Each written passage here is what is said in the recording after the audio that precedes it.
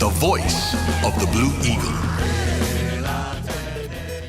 Baka naman pwede. Baka naman pwede? Baka naman pwede. Mga isyung napapanahon ating pag-usapan. Baka naman pwede. Gamit ang mga pananaw mula sa iba't ibang kalinangan. Baka naman pwede. Mula sa Institute of Philippine Culture, kami inyong samahan. Tayo'y maghuntahan. Dito lang sa Baka naman pwede. Tuwing Huwebes, alas 3 ng hapon, dito lang sa Radyo Katipunan, 87.9 FM. Meron? Ano nga ba ang meron? Paano nga bang mabuhay ng tapat sa meron? Don't you wish you can relive your philo classes? The terror teachers? The terrible oral exams?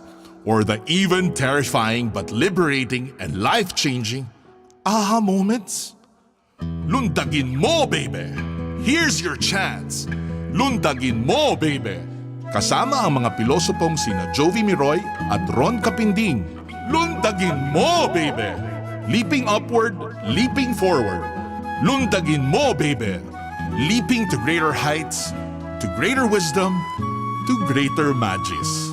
Lundag na, Ateneo! Jesuit Music Ministry, music that uplifts the soul. Follow Justcom PH on Spotify and Justcom Music on YouTube. We are also on iTunes and Deezer. Calling on all young male professionals.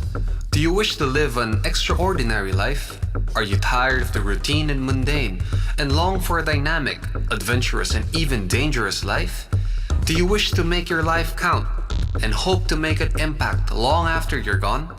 Do you wish to live a life of service to society, to country, and to dear Mother Earth? Then you are the one we are looking for. Consider the Society of Jesus. Join the Church's gallant army and turn your world upside down. Call the Jesuits Vocations Promotions Team 426-6101, Local 3406. Once again, 426-6101, Local 3406. Palalimin ang kamalayan sa mga isyong napapanahon. Makisangkot at makiisa kasama ang simbahang lingkod ng bayan. Ang Socio-Political Apostolate ng Kapisanan ni Jesus.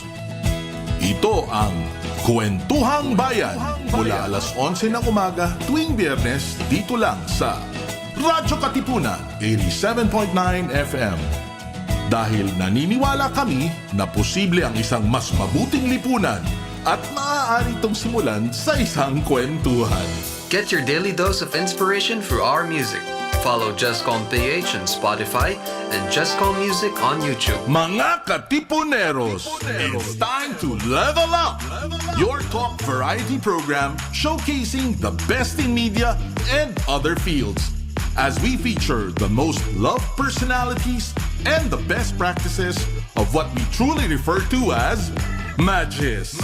Together with multi-awarded multimedia guru Mr. Noel Ferrer, let's all level up every Friday from 3 to 6 p.m. here on Radyo Katipunan 87.9 FM. Tara na't simulan ng inyong umaga sa mga magagandang refleksyon tungkol sa ating buhay at pananampalataya.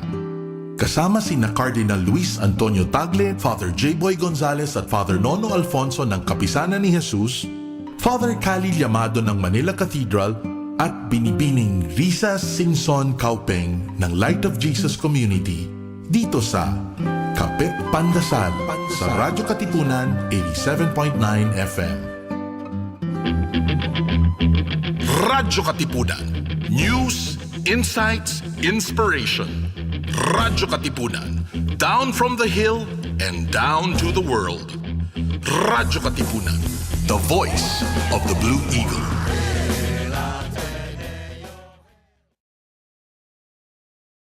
Radyo, radyo, radyo, radyo, radyo, radyo, radyo, Katipunan. Radyo, Katipunan. Radyo, Katipunan. Radyo, radyo, radyo, Katipunan. Radyo, radyo, radyo, Katipunan. The voice of the Blue Eagle, kami di mapipigil sa pagbabalitang tumpak at tama. Buhay atin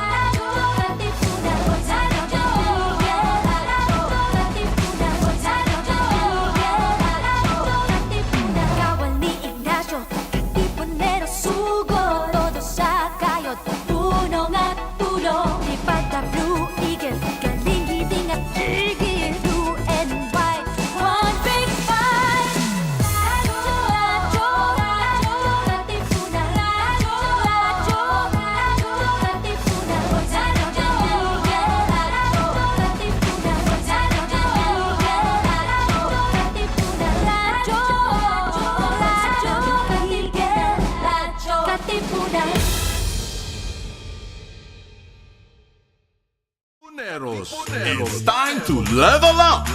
Your talk variety program showcasing the best in media and other fields. As we feature the most loved personalities and the best practices of what we truly refer to as Magis. Together with multi-awarded multimedia guru Mr. Noel Ferrer, let's all level up every Friday from 3 to 6 p.m. here on Radyo Katipunan 87.9 FM.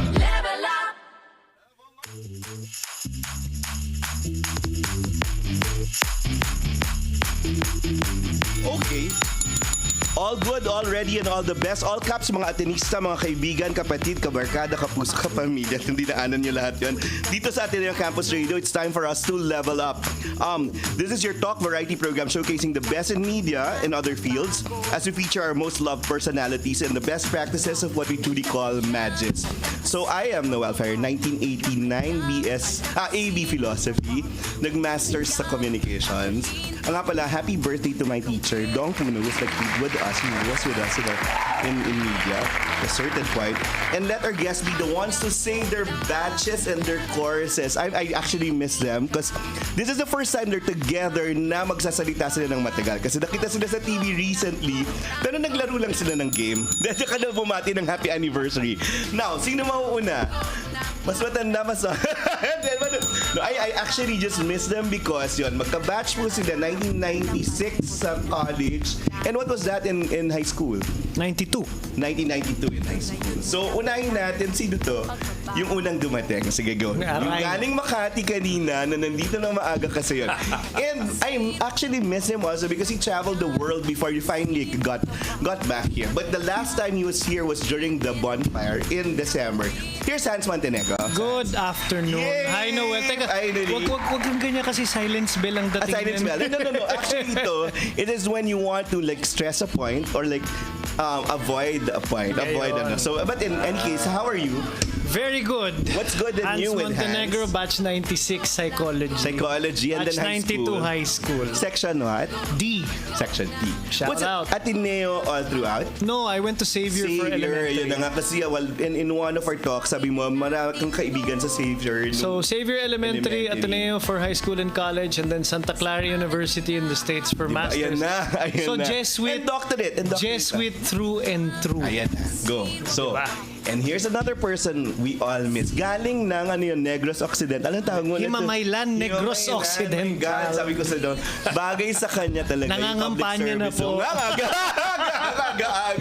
Someone we also miss, Paolo Bediones. Pao, okay, give. Yes, good afternoon everyone. And Noel, thank you for inviting me. Finally, yes. natuloy tayo. Finally. Oo nga. At it had to be here, no? It had to be here. Okay. Yes. Oo nga. So, batch 96, ABIS. Shout out to all of my batchmates. Pero, palagi kang kasama ng psych block. Yes. Okay, give. Yes. And then batch 92 for high school, section J. Na semi-honors. Semi-honors. Incidentally, we were the first ever section K. Ah, talaga? May But then ganon. the section got disbanded for second year. Dahil? So, J kami.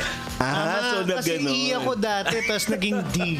So na-push Oo. So kung siya semi-honor, kami dishonor. So when you say IS, interdisciplinary studies, ano yung pinagsama mong dalawang kursa pa? The cluster would be business and psychology. Makes sense. So it's interesting Makes because when you sense. start off in the first year and second year of college, you try to decide where do you want to go. That's true. And ABIS is one of those the most flexible, I guess. That's true. Courses, wherein you can combine things like math and literature, Yes. or communications and psychology. Tama naman yun. I felt business and psychology made a lot of sense. Totoo naman yun. And it also was more practical for me because my dad was always a businessman and I was observing him all his life and all my life basically in the business world. So I wanted to know what made him tick. So marami siyang pinagsamang taga-business at saka yung nasa psych. Anyway, so here, all caps will celebrate who we were, who we loved, and what we stand for, and what's next. So the first, looking back part, memories of student life.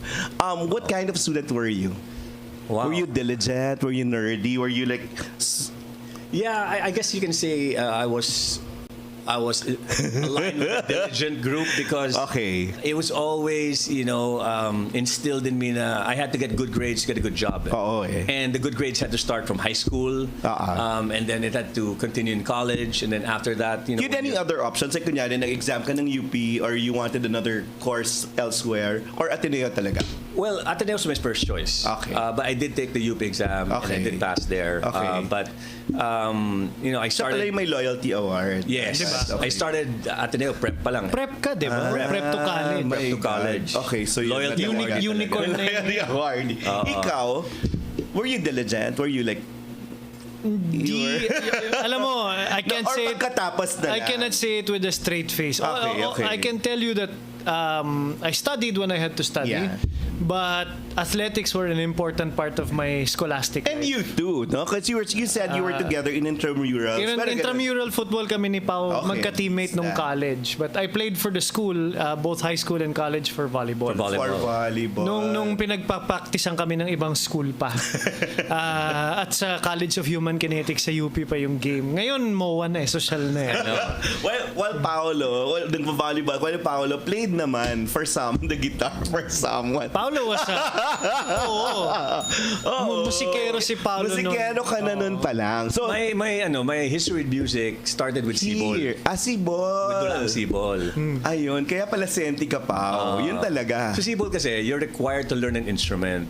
And back then, I chose the guitar first and then the piano after. My image of Pao really is, nasa Colayco Hall ko siya nung college. Talaga nasang with the guitar. Palaging may gitara. May gitara, Kasi even in our outside school we church were in a band group together. What are you talking about? We were in a band, pero nung 13, 14, di ba, we were in a church group in San Antonio. Gitarista na si Pao eh. Luke 18, we were there. Antioch and all that, no? Okay. So, ganun. So, alam mo na may mga sinner yung pinakamalapit sa Diyos, di ba? Ganda. Saan yung tambayan nyo nun, nung college? Well, definitely Colayco. Colayco talaga eh. Doon lang talaga. Like they were really active in student. And I was in the student affairs. So I saw their affairs. So I saw their affairs. So ganda segue yun. There's a Regcom. No, you were really active in the Regcom and would carry benches. Kung kailangan may mga foundation day, mga ganon. Ganon, no. Si Pao will always be there playing for the guitar, and then yun talaga people para kang Pied Piper during that time. Well, we enjoyed music. Who was your group? I didn't have my own group from my own course. I guess I was adopted in a way. Group. Paragi siyang nasa psych block tambayan. And Sina Orven ngayon until today, when you told me IS ka, I had forgotten na hindi ka pala psych. Yeah. Ako rin kala ko as far as I was concerned, psych ka, but I always thought kasi yung AB. girlfriend niya, kailangan ko na sabihin. Kasi blackmate nilang taga-psych. Nakala ko kayo magkakatuluyan. Ganun talaga ang buhay. You never know. May ganun pa. You can tell. You're still in touch with Pia? Well, not Pia Reyes, okay, go. Not I miss her kasi kala ko, doon, kaya ang ganda-ganda nyo lang talaga tingnan. At saka yun talagang sobrang yung mahal yung isa't isa. Yes, I mean, what happened? These are things that, when you're in college, you really try to squeeze as much as you can from the experience in the relationship. At ang saya-saya nyo nun. But yun nga, all of us, I think we all had different kinds of dreams after college. Some had dreams of making it elsewhere. Some had dreams of pursuing further studies. Some had dreams of, taking a gap year.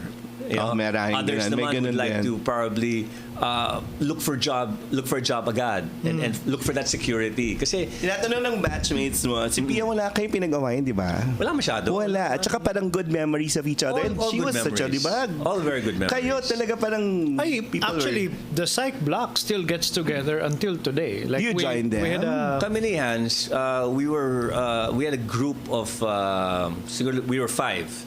You, me, and Papo.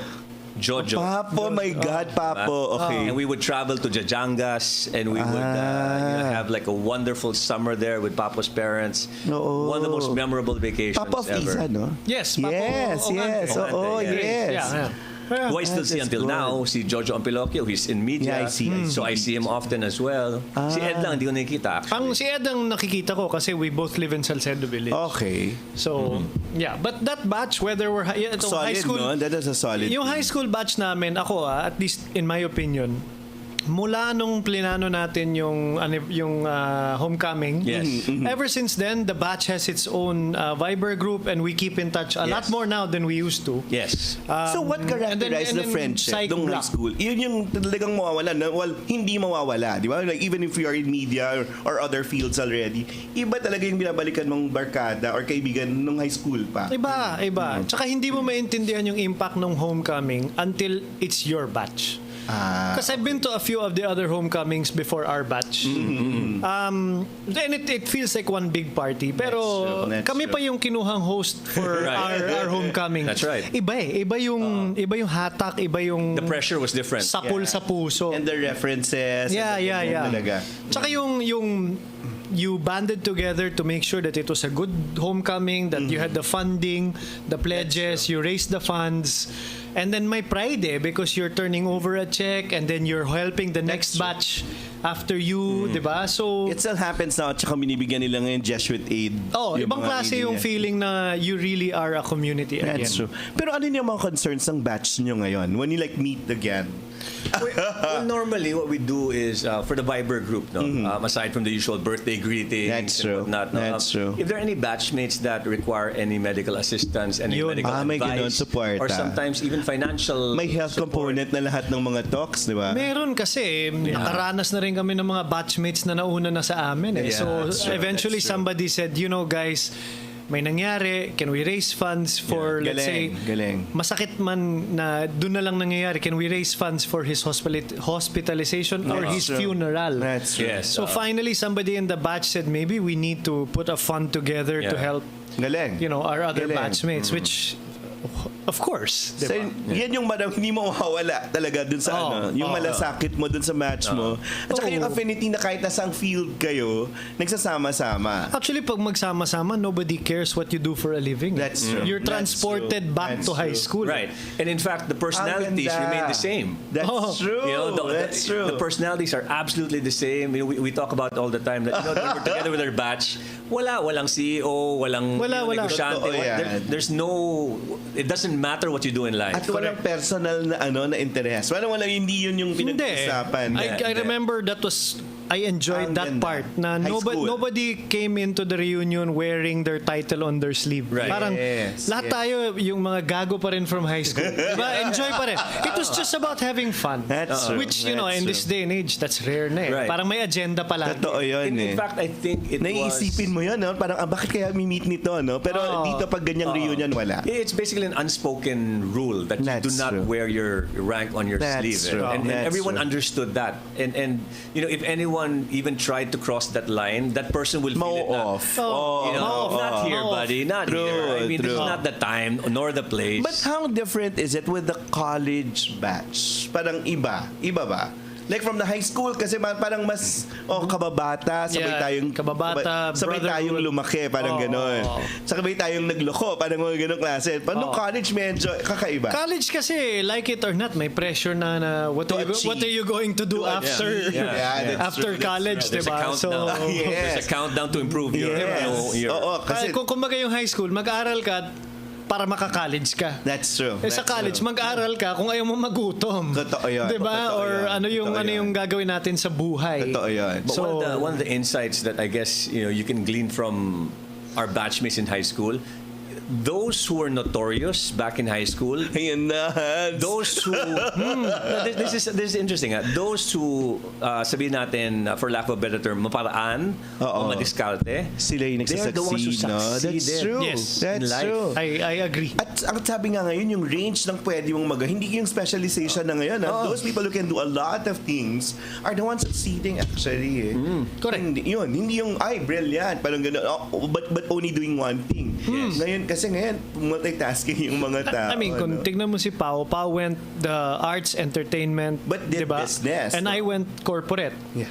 I can tell you in either one, the most adaptable, not necessarily the smartest. That's true. But the most adaptable one, the one who's quickest to change, di ba nga ngayon may term early adopter? Yes. Yes. Di ba? So it's not, hindi naman sa dinidisregard ko yung virtue ng mag-aral ka ng mabuti because diligence and discipline, iba pa rin those are tried and tested, di ba? Pero there are people kasi na disiplinado pero pag nakatikim ng pagsubok, Wala na. Nag-analysis paralysis Kasi they're so used to everything going their way. Yes. Diba? And then all of a sudden, life will throw them a curveball. Mas mabagal silang mag-recover. Yeah. Whereas yung mga bulak-bolero, we're used to failing. We're used to doing things wrong. We're used to being told na, hoy, mali yan. Yeah. We rebound quicker. Do it, But we rebound a lot quicker. We're more resilient to being told mali ka. Yes. You know, do a better job. Okay, fine. They will But bounce everything back. evens out. Yes. All together. Yes. Probably for the students, especially nowadays, so what they really have to Ganda. work on is that work-life balance or That's true. student work-life balance. That's true. Wherein go out, have fun, yes, but also have that level of discipline. Totoo At the yan. same time, that vision of what you want to be in the future. Totoo yan. There's a big difference between having fun and devil may care, Yes. as opposed to having fun but knowing I got to get up in the morning and I got to study and I got to do my. And you knew how to do both. No? But you were having fun when you were in school, but then alam nyo yung responsibility. You graduated on time anyway. Yes. I think we're very fortunate because even while we were in college, we were making money. Yes, modeling. toward the latter part of Tama rin college. yun. Tama rin naman yun. Kumikita na tayo. Tama naman yun. And we already Tama rin had naman nawala yun. na impression na, oh my God. Because I remember, back Ano yung trabaho ko? back in Walang high ganun. school and then early months of college, when we'd get invited to the homes of our classmates, we'd be like, That's how true. am I going to afford a place like this one day? That's true. I graduate from college, my entry, salary will be this. And then you're wondering That's how it's true. going to be possible. And then when Hans and I got into modeling, we're realizing, okay, so there's a way. Pwede naman pala. There's a way. It's possible. But pala. you weren't compelled to, di ba? Parang kayo na yun, maparaan Hilig na lang lang kayo, yun. hilig yan. Oo. Or the opportunity like really just presented itself sa inyo, di ba? Right That you place, seized right it. time. Yeah, Diba? yeah. Because it's a lot of hard work. I mean, That's true. there was a time na we have classes in college, we have a 5-hour break. Yeah. We'd go all the Yeah. way to Makati for a VTR. Yeah. And then, we'd come back for class. Correct. And then we'll find out 2 weeks later, hindi kami nakuha. Bumabalik ka pa pala. Ako na. Alam mo yun? Free Okay. cut na yun. Pagkatapos ng tambayan, sino yung mga kaibigan, most in the same circle, no? Or sino pa yung, we mentioned them because you might be watching, sino yung mga hanggang ngayon, nakakasama nyo at nakakausap nyo pa rin? Ako, yung college block ko pa din and then my high school friends that also went to Ateneo or went to other schools. Okay. After class, at least back in the 90s, yun pa din naman eh. My high school Meron. classmates, definitely. Good, very good. We have a nice, connection with different Ganda. classmates all over the world. We have a Viber group. I mean, technology is fantastic. It's a great tool. We're able to keep in touch and exchange messages and support each other. And then the ones I mentioned, sila Papo, sila Yes. Jojo. They're Yes. friends who you won't see each other. Kami ni Hans, we won't see each other for months on end. Oo nga eh. But then when we hang out, it's like, what the heck, man? It's like, That's true. That's nothing's true. changed. I mean, we Almost 50. Di ba? Di ba? Kayo? we're talking about age. We're in the we're in the later part of our 40s, but I wouldn't say almost 50. Almost. I'm 45. Masaya na yun. Turning Masaya. 46 this March. Masaya. Oh, Now, yun. Yeah. classes daw. Let's talk about classes first. Ano yung pinaka-paborito mong puntahang mga klase? We're talking about high school or college? Pareho. Wow. I like classes that were challenging. My most challenging year was junior high school. Junior high school. Why? In Nag-isip na. the term is nagarahe. Nagarahe ako from Dulaang Sibol. Okay, because I had a dahil? failing grade in math. Oh my God, may ganun din pala. Yes. Okay. So it eventually became my favorite because I had to work really hard to get that grade up. Para bumalik ng Para Sibol bumalik din. ako. Oo. So that I can be cast in the plays. Anong Kasi pag ginawa mong nagarahe ka- Sibol play na maalala ka? Did you get into kaharian ng araw? No, I got into Sinta, not even? no. Sinta's showing we again, did this. I was the lead of Inahin at Lawin. Oh, di ba may ganun siya? Hanip. Ayun, nagawa na. Okay. Where I played a Lawin. Okay, So at you least. hardly see my face because I was wearing. Pero ganun pa rin naman, parang ganun pa rin yung costume sa'yo. Okay. The lines were yung mga mutyang dumalaga pagkanilag-lilag. Yung ganun. So Okay. medyo Memorize pa malalim-lalim. rin niya. Hanip. But Favorite favorite year that? Oh, the most challenging year na Most challenging year, definitely. Because I thought I was not going to make it out. Pero nakaya. Nakaya naman. Dahil sa math. Yes. Okay. You mentioned the teacher. Sino ang teacher doon? Hindi ko na maalala. Nako, kinalimutan na. It was the subject I was focused on. Hindi talaga. Okay. Hindi talaga. I really worked hard for that grade. Ano, nag-summer ka? No. Hindi. Okay. And then college, who were your memorable teachers? College, for some reason, I really enjoyed physics. I enjoyed physio-psych. I enjoyed Ibang klase to. Weird ang mga... Ibang klase to talaga? I liked yung mga... Yung hindi mo mababasa sa libro. Yung babasahin mo sa libro at iintindihin mo, and then when you'd have an exam, you'd have to analyze and that sort of thing. Because again, I was in that mindset that if I didn't get good grades in college, I would have a hard time finding a job after. Okay. Little did I know. It was really that. I would be like... Iba pala naman. Yun na. Memorable teachers were?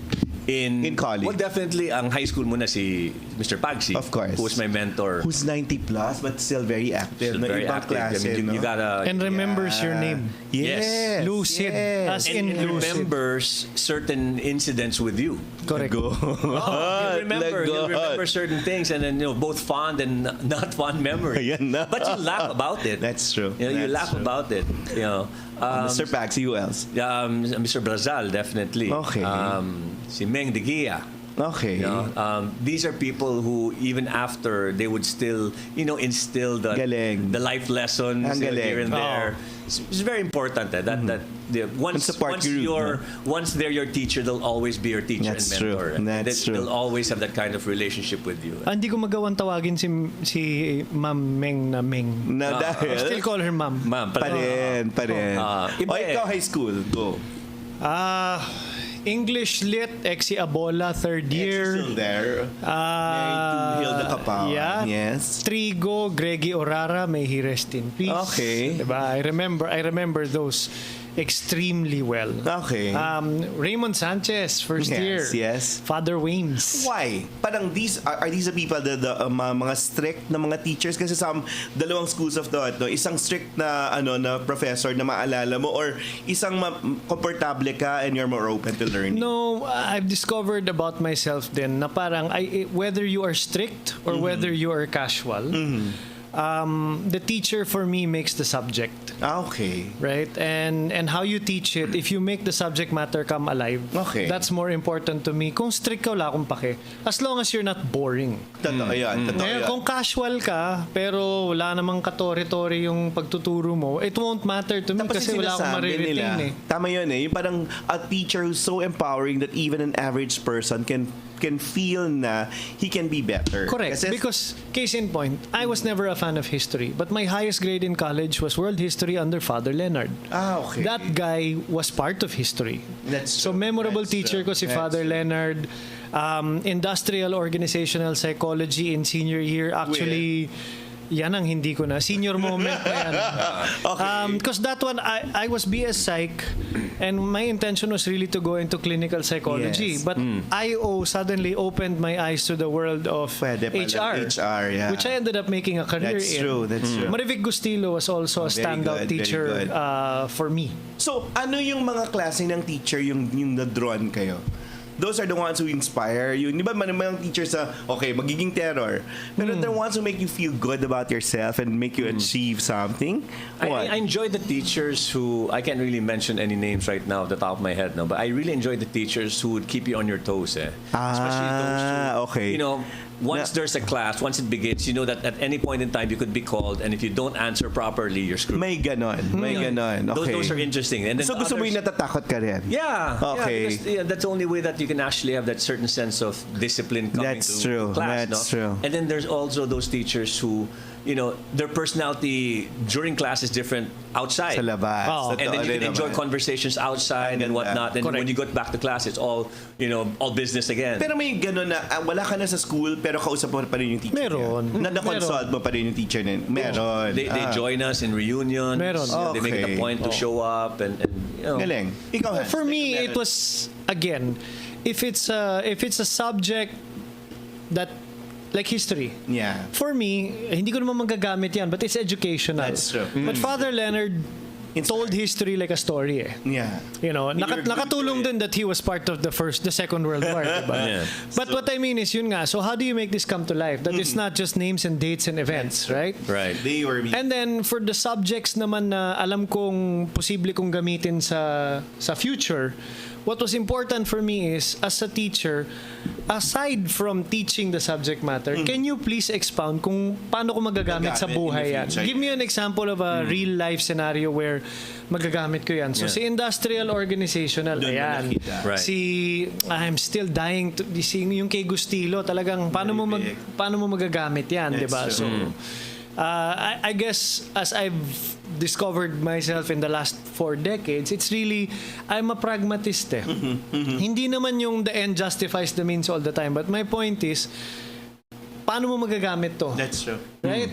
Ano yung saysay nito sa buhay mo? Yes. And also, it's interesting to study the psychology behind the decisions that were made That's to be fun, in history. no? Yeah. You know? Was it all just ego? That's was true. it more fear? Was That's it more true. this and that? And when you understand that that's how they behaved, and the result was Significant this, human experience. then you can probably relate it to your own, maybe in a shorter scope or That's smaller scope rather, but you can still relate. So, You know? yeah. Okay. No. What food did you eat during college when you were Everything. here? What di did ba? I not eat? Pero what food did you remember? Chori burger in Well, of course, Bun I mean, on the Rock. Manang. Okay, You're talking about Manang. Manangs, you know, no doubt about miss it. that. Yeah. Oh. Manang Ako din yung Slempo. Pampangenya. Oo naman. Oo, sa labas. Sa labas. Diba? Oo. Okay. Pampangenya. What else? Sweet inspirations outside, Oh, of course. Yeah, Ano yung these are the strip classics. Angelinos. Angelinos, strip loin in ants. Di ba? Yung dating gano'n. Kamirori. Butter, kamirori. Yeah. Oo, Yeah. na may yung ice cream na nakabalot sa ano. Yeah. Oh, yun. That was one of the more fun activities during lunch break, wherein you go out, That's you true. walk in Katipunan, and then you hope and pray that you make it back on time. Na meron kang minamadali bagong mo na yung tinatry. server, pinapollow up na yung order mo That's dahil true. may Demarcs. Demarcs. Sa labas. Oo. Diba? Yeah. So, Yung other Tia than- Marias dyan. Tia Marias. na nakita ko yung transition from the dark kind of Tias to the, the more bright- brighter. More family-oriented. Masyado Tia ng Marias. wholesome yung Tias. Other memories of those kind. Like kunyari, the food in the restaurants. Oo nga, isa-isahin natin yan pag lunchtime tapos babalik for the class. Pink House. Pink House. Bilyara. House, Yeah, okay. Pink House. Riding the GoCo school bus. Yeah. And Love Bus. Labas, Labas. yes. Nabutan ko. Labas. Na wala na dito. Na libre sa loob. Diba? Libre sa No. loob ng Ateneo. Paglabas And mo, it yun. was also so easy to commute back then. That's Yes. True. So easy. Or walk. Or Correct. Oo, yung Kasi- Kasi field hanggang Gonzaga, nilakad yun. Oh, hindi. But wala pa yung flyover when I started going That's to true. That's Ateneo. And yet, kaya mo eh. Mag-bus Yeah, ka yeah. until Aurora, mag-jeep ka hanggang Yes, Katipunan, tapos kung may Yeah. sukli ka pa, mag-try ka papasok. Yeah. Kung wala kang sukli, lakad. Wala ka sukli, maglakad ka. Yes, Oo. Traditions in school that you looked forward to. High school dance. High school dance. At yung pangalan ng high school dance. Ay, kasi oo nga, correct. Palagi naman may patawa dyan na... Something blue. Something blue, di ba? Something or another blue. Di ba? Or yung Blue Marble Cheer Rally, mga ganon. Or UAAP. Of course. And, well, nung nasa college kasi ako, Hindi that kayo was the dark nanalo. ages. Eh. Okay. So no, I did not look forward. When we were in high school, idol natin sobra yung mga nag-champion. Okay, Sila diba? Jun Reyes, yung Sa amin yun. 87, 88, 88, 89. Diba? Yes. Oh, idol natin yun. Okay. Sina Nieto, di ba? Yun, Yes, Jun Reyes, Alex Araneta, That's true. Nieto, Richie. si Eric Rich, Reyes. Oh, Eric Reyes. Oh, Yes. diba? Yeah. Tapos doon, Days with the Lord. Were you there? Yes. Batch Okay. 68. Batch 68. Batch 54. Actually, tulungan niyo ako kasi yun yung gusto ko mag-rector ng media days. Yung mga tinatry mong yung i-seminar. Yeah. Feeling ko we lose them to like some other groups. But it's different now, no? Parang kung pwedeng buhayin yung days tradition na, meron pang ganun ka-personal. Excuse Kasi me, bakit? Wala na bang... Wala na ba? Wala na. Sa Savior na lang. Wala natin. Wait, so here... Wala. Right of passage mo yun. This diba? is like the first time I'm hearing. First time I'm hearing it might be that. something like we can do. Na tipong, pwede magsama-sama. Last year, we were thinking of like having a day's anniversary. Oh. Just so to steer people again to. Pero, inatin na. not. Pwede. So, yun. And we would want that kind in our media apostolate. Kasi walang ganung action, reflection, action sa media. Talagang, sige, action na lang, wala nang reflection part. Kasi after that, may deadline ka ng bago. Feeling ko, kailangan mo nga ng reboot with everything happening now. Ang ganda yun. Ang ganda nun, ha? Diba? Take them back. Yeah. Other traditions in school traditions that you look forward to before the fair na Kaso nga lang, palagi, di ba? Inuulan kami yun, nasa college kami. Kala namin ni Totoy Bernardo may expel kami. Doon ko siya nakita na talaga nagbubuhat ng mga benches doon sa Bellarmine Hindi, Field, kasi diba? inulan yung Bellfield. Tapos nagkontrata tayo ng volcanic rock para tabunan yung Bellfield. Tapos parang nung tinabunan namin, lalo naging maputik na sisumpay ko pa ata yung... parang kami ni Totoy, pare, nice knowing you, magpasba na lang tayo. Kasi after this, tanggal na tayo for disciplinary reasons. Those were happy times. Other Blue Rose, did you attend your Blue Rose? Your last part syempre. before graduation? Syempre. Yeah. Other things you remember about the college life? Bago tayo mag-advance. The funny thing about college is that, on any other random day, we'd probably be able to come up with, various memories. But when you ask us directly and we're not prepared, it's really hard to come up with. Totoo naman, pero masaya tayo. Hindi rin, it's starting to flip back. Orsem. It takes a while. Orsem was happy. Kasi we were volunteering all the time. Yes. I mean, kaya ako naging malapit dito kasi nga, sila yung nag-volunteer sa mga programs. Huwag ka masyado ma-impress. Yung mga freshman chicks yung inaabangan ko. Okay na naman. Pero sino? under the guise of service. But you had a girlfriend during not your batchmate, di ba? During your college life. Early part of my college life, and then naging single. Ayun na, volunteer na. Nag-Orsem ka, senior? Hindi pa, before. Hindi, I mean, like, naging facilitator. Regcom. At some point, yes. Basta, hindi naman pwedeng hindi pwede kasi the psych block guys were always involved. Heavily involved in Regcom. Hindi pwedeng hindi. Ikaw, nag-Orsem ka the whole time. Yes. Nag-tour ng mga, di ba? Mga freshmen. That's something we look forward to. This is the building and, wherever. But you had a girlfriend the whole time? No. 4 years? Wala? No. Ay, hindi pala. Senior year lang ako nagka-girlfriend. Ay, short-lived na. Pero parang ang tagal ng ligawan, Pao. Matagal ang ligawan. Mas matagal yung ligawan kaysa yung relasyon. That's what I recall. Yes. You recall correctly. Okay. That's right. Pero ang tagal mo maging senti nun, ha? No. Talaga, Sibol. So. Sige na nga. Dala ko yung... Other traditions, okay. When were you happiest in school? Wow. Kailan kayo pinakamasaya? Yung sabihin mo, masaya ako talaga nun. Yung Tineo. Alam mo, maraming mga babang moments wherein yung saya mo sobrang taas yung level Again, going back, we'd have like rehearsals with the band, things like that. A lot of singing? Mga Sting, mga mga new wave, mga ganyan. Okay. Mga kapanahunan. And play sa mga fairs ng ibang schools? Hindi naman. Dito lang talaga. School functions lang. Dinadaanan talaga yung pagbabanda, di ba? Okay, cool. So, pagbabanda, ikaw, saan ka pinakamasaya? When I was on the volleyball court. I mean, when I was at practice with my teammates. Yun. That's your Pero competency. tama si Pao There's so many that encapsulate a good day. I mean, sometimes after a really tough physics exam, pwede ko na aminin ngayon, pero andun ako sa likod ng Cosca Hall, yung mga sirasirang mga sopa doon. Nakaupo lang ako doon, hindi nila alam, may lamang Red Horse yung Coleman ko. I'm just watching the sunset. Parang at the time kasi wala pang ganun kadaming building sa Katipunan, di ba? Or after intramural game na by the skin of our teeth, nanalo kami. Yeah, and we celebrate. Yung mga kotse namin nakaparada lang doon sa yung parking dito sa taas ng covered courts. Yes. And then we're just there celebrating, and of course may alcohol na hindi alam ng eskwela. And over the bakit kayo ng high school? Oo naman, sa La Vista. Hindi. No. I never saw the lure. No. Hindi naman kasi ako nagmalayosi nung high school Galing. So, ba't ako mag-go over the bakod? There's nothing there. Okay. Yeah. Next, saddest part of school. Saddest part? Kailan kayo malungkot ako nun? Probably the few weeks leading up to graduation. Talagang ramdam niyo. Yeah, because imagine ang aga matatapos ng senior year, hindi ko na memorize ngayon, pero Feb, di ba? Tapos na kayo. Yeah. Maghintay na lang kayo ng March. You wait a couple of weeks for graduation, and it it was so weird because you spend 3.5 years or even more of your life, I came from Merville, Parañaque. And then I drive. Dorm ever? No. I drive every single day, and then times I'd commute and all of that. Well, again, wala pa yung flyover. Pwede pa nun. Over, and life was so different then.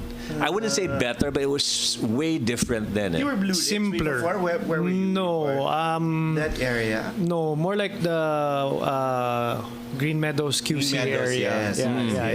Yeah. Oo nga, ang dali mag-commute. Ang daling mag-travel. And the means of communication, I mean, there were no cell phones yet. Cell phones started, 95, 96? But people will try to look for you kung kailangan nila ikaw kausapin. Yeah, you had the beeper, you had a pager, di ba? Ayop. Yung mga bitin-bitin, yung mga easy call, di ba? Pocket bell. You have all of that. And again, if you wanted to meet someone, you had to be there. Yes. If you weren't there, they'd call your home and wonder if you were, That's true. That's true. Hindi virtual. And also, sorry, like when we celebrate a victory, it was with a camera that you had to develop the film after. None of these cell phones ruined the moment, of the genuine celebration and joy. In the moment. Oh, tama. Yeah. Ikaw naman. Saddest part for me was having to go back to Ateneo High School right after we graduated and we were already in college kasi may batchmate na kami pumanaw. As in 92, Agad-agad. who would have expected na may batchmate ka from high school? Because of what? Well, back then they called it H fever. I'm guessing that's dengue, right? Dengue. What is now known as more popularly as dengue. Pero kita mo solid yung batch, at least, no? Parang ganon. well, klase namin, right? But I couldn't get over it. Parang I never expected to be back in the high school chapel. So soon after high school graduation for this reason. Tsaka yung reality ng death ng ang aga-aga. Oo, ang aga-aga. Okay. Ito daw, things that would make you angry are the ones you hold dear kasi nakabase sa prinsipyo. Merong time kang sobrang galit ka nung college or in school. A moment na that triggered your anger. Did it have to be about academics or? Well, not really. Well, it can be some other. Well, in your student life. Something that triggered my. Well, I remember in high school. Or policies or parang may mga ganun ba na? Hindi, I remember in high school the worst of the coup d'etats against Cory Aquino. That's true. That was yung end of November, early December ata eh. Somehow, no? That triggered your anger. So, may call to action. Nag-trigger sa akin kasi parang paano naman tayo aahon kudeta tayo ng kudeta. And I remember I was starting to school yan, no? Yeah, I was already starting to understand na do you know how far back we set the country with every coup? Kasi we're trying to gain credibility and prove to the rest of the world that we're a stable country. Tapos, and that particular coup was bloody. I mean, yun talaga. Yun yung, di ba, may tora-tora. So that one really affected me. Na parang, pucha naman bilang Pilipino, bata pa lang ako, pero ano ba to? And diba? Ang maganda dito, we are in one table, pero here's another person from the other side. Yun. Pero magkakaibigan tayo. Okay, go. Pao, ikaw naman. What triggered your anger during that time? Well, I would say I always had this, because I was so focused on being a diligent student. I really disliked classmates who would cheat. Oh, may ganun siya. Okay. Yeah, but may nahuli ka. Hindi lang nahuli. I mean, you see it happening blatantly in front of you. It's called assisted learning. Pao. Hindi ka nagpapahiram ng notes? Hindi ka nagpapahiram ng notes? Homework, yes, no problem. Pero yung exam, hindi. And I know that it also made me sort of unpopular in some areas of the classroom. But even in college, I remember this incident. Siguro pwede ko na ikwento ngayon, di ba? In college kasi, there was this professor. Let's not even mention the class. Kasi malalaman kung anong subject. He would give an exam every single Wednesday. Multiple choice, 10 questions. He would give the same exam, questions, and sequence from 8 a.m. all the way until the... Oh my God, so... yes! Tapos? Okay. Tapos, Nagkakaalaman yung mga... nagkakalaman na yung mga first few hours, yung score nilang average yung mga 6 out of 10. Okay. Pagdating mo ng after lunch, ayan, tumataas na 8, 9. So, binibigay niya yung tamang sagot? Binibigay ng mga earlier classes dun sa mga sa taas. Okay. And I was in the middle, and I felt it was such competitive tong lolo natin. it was such an injustice talaga. May ganun ng injustice. Sabi ko, sabi ko, Okay. I remember, tumatakbo sa utak ko parang, oh my gosh, are these the people I'm going to be dealing with when I graduate from college? Agad. Welcome to the real world, pa. Sobrang, oddly enough, I would call that a very immature way of viewing life. Pero ang ganda pa rin. You know, May insight. because back then it was really all about the grades for me. And if I was going to get a good job, it had to be from good grades. So may big picture ka na talaga noon. Oo. Ito yung mga... Pero alam mo yung insight ko dyan, Pao? I remember that class, right? You do. Let's not mention the course. No, yeah, but then you see... Sabihin nyo na anong course. In that, Wag na. it was a history class. Diba? Okay. And my benchmark for history, again, was Father Leonard. Yeah. And then I take this guy's history class. And I realized, walang kwenta yung guro. So, idaya ko na lang yung exam. Hence, let's not mention. Idaya ko na lang yung exam. But for Father Leonard, boy, did I study. Okay. I would never dream of... And I had opportunities where people would be like, oh, he asks these questions. Don't tell me. Yeah. Kasi pag-iisip ka, di ba? Yeah. Leonard deserved my integrity. That's true. Right? Ang galing. I'm sorry it sounds harsh, but pragmatically, you don't take any effort to teach the course. Why should I take any effort to study for it? If somebody gives me the answer key, you're damn right I'll use it. Wow. Pero kay Leonard, you deserve the best of me. Okay. And I will study for At your kung exam. mag-fail man ako, okay lang yan. But it's Exactly. Right? At least you fail knowing that you tried really damn hard to pass. Not even to excel, but to pass. So there were some teachers who inspired you that way. That even in failing, there was a certain... Naku, nangyari yan sa akin. Hindi ko mas naging kaibigan ko. Sabi niya, yung tatay kinausap ko, sabi niya, if you're able to teach that person more by flunking him, go. Tito Joe Marichan. Sabi niya gano'n. So, okay lang. After that, naging kaibigan ko yung anak niya. Kasi, yun nga, nag-flunk, pero okay. Yun, nangyayari yun. Next, kailan kayo pinaka natakot? May parang yung fearful about certain outcomes in college, or muntik mag-fail, tapos natakot kayo na, ito yung mangyayari. Second year high school, kung si Pao, sabi niya third year yung tough year niya. Second year high school was my tough year. I thought I was going to flunk. And the history with me is, I failed first year. So dapat batch 91 ako. Okay. I failed first year, I repeated, and that second first year, naging kabatch ko na sila Pao. Yeah. Right? So sige na, sabihin. Okay, sorry. By a few months. Okay. So yung repeated first year ko, I wasn't too worried kasi the subject matter was the same. Okay, yes. As a matter of fact, yung repeated year ko, doon pa ako pumalo ng honors. Okay. Not because I was diligent, but actually I remembered the answers. Okay. Pero second year, parang blank slate ka na ulit. Okay. Namiligro ako ng second year. I really thought I wasn't gonna make it to third year. Then after that, maayos na. Pumasa ako ng second year by the skin of my teeth, tapos nag-summer enrichment program pa. You remember SEP? Diba? Nag-SEP ako. And then, and then junior and senior year, parang never na ako namiligro. Okay. But I really was worried kasi they scared us in high school. Kasi lesson learned. They tell you that Ateneo College looks at all your 4 years of performance, right? So I said, di patay na ako, wala na ako. Second year ko, palpak Yeah. Right? So I was a little worried that I wasn't gonna get into Kaya Ateneo. mo hurdle na yan. Ikaw, Pao, kailan ka pinakpanatakot? I think it was a day or 2 days after college graduation. Because After. you have no idea what's going to happen. Saan ka pupunta? No way. And suddenly, di ba yung schedule mo walang laman? Oo. Di ba? Parang, nakaka-off yun eh.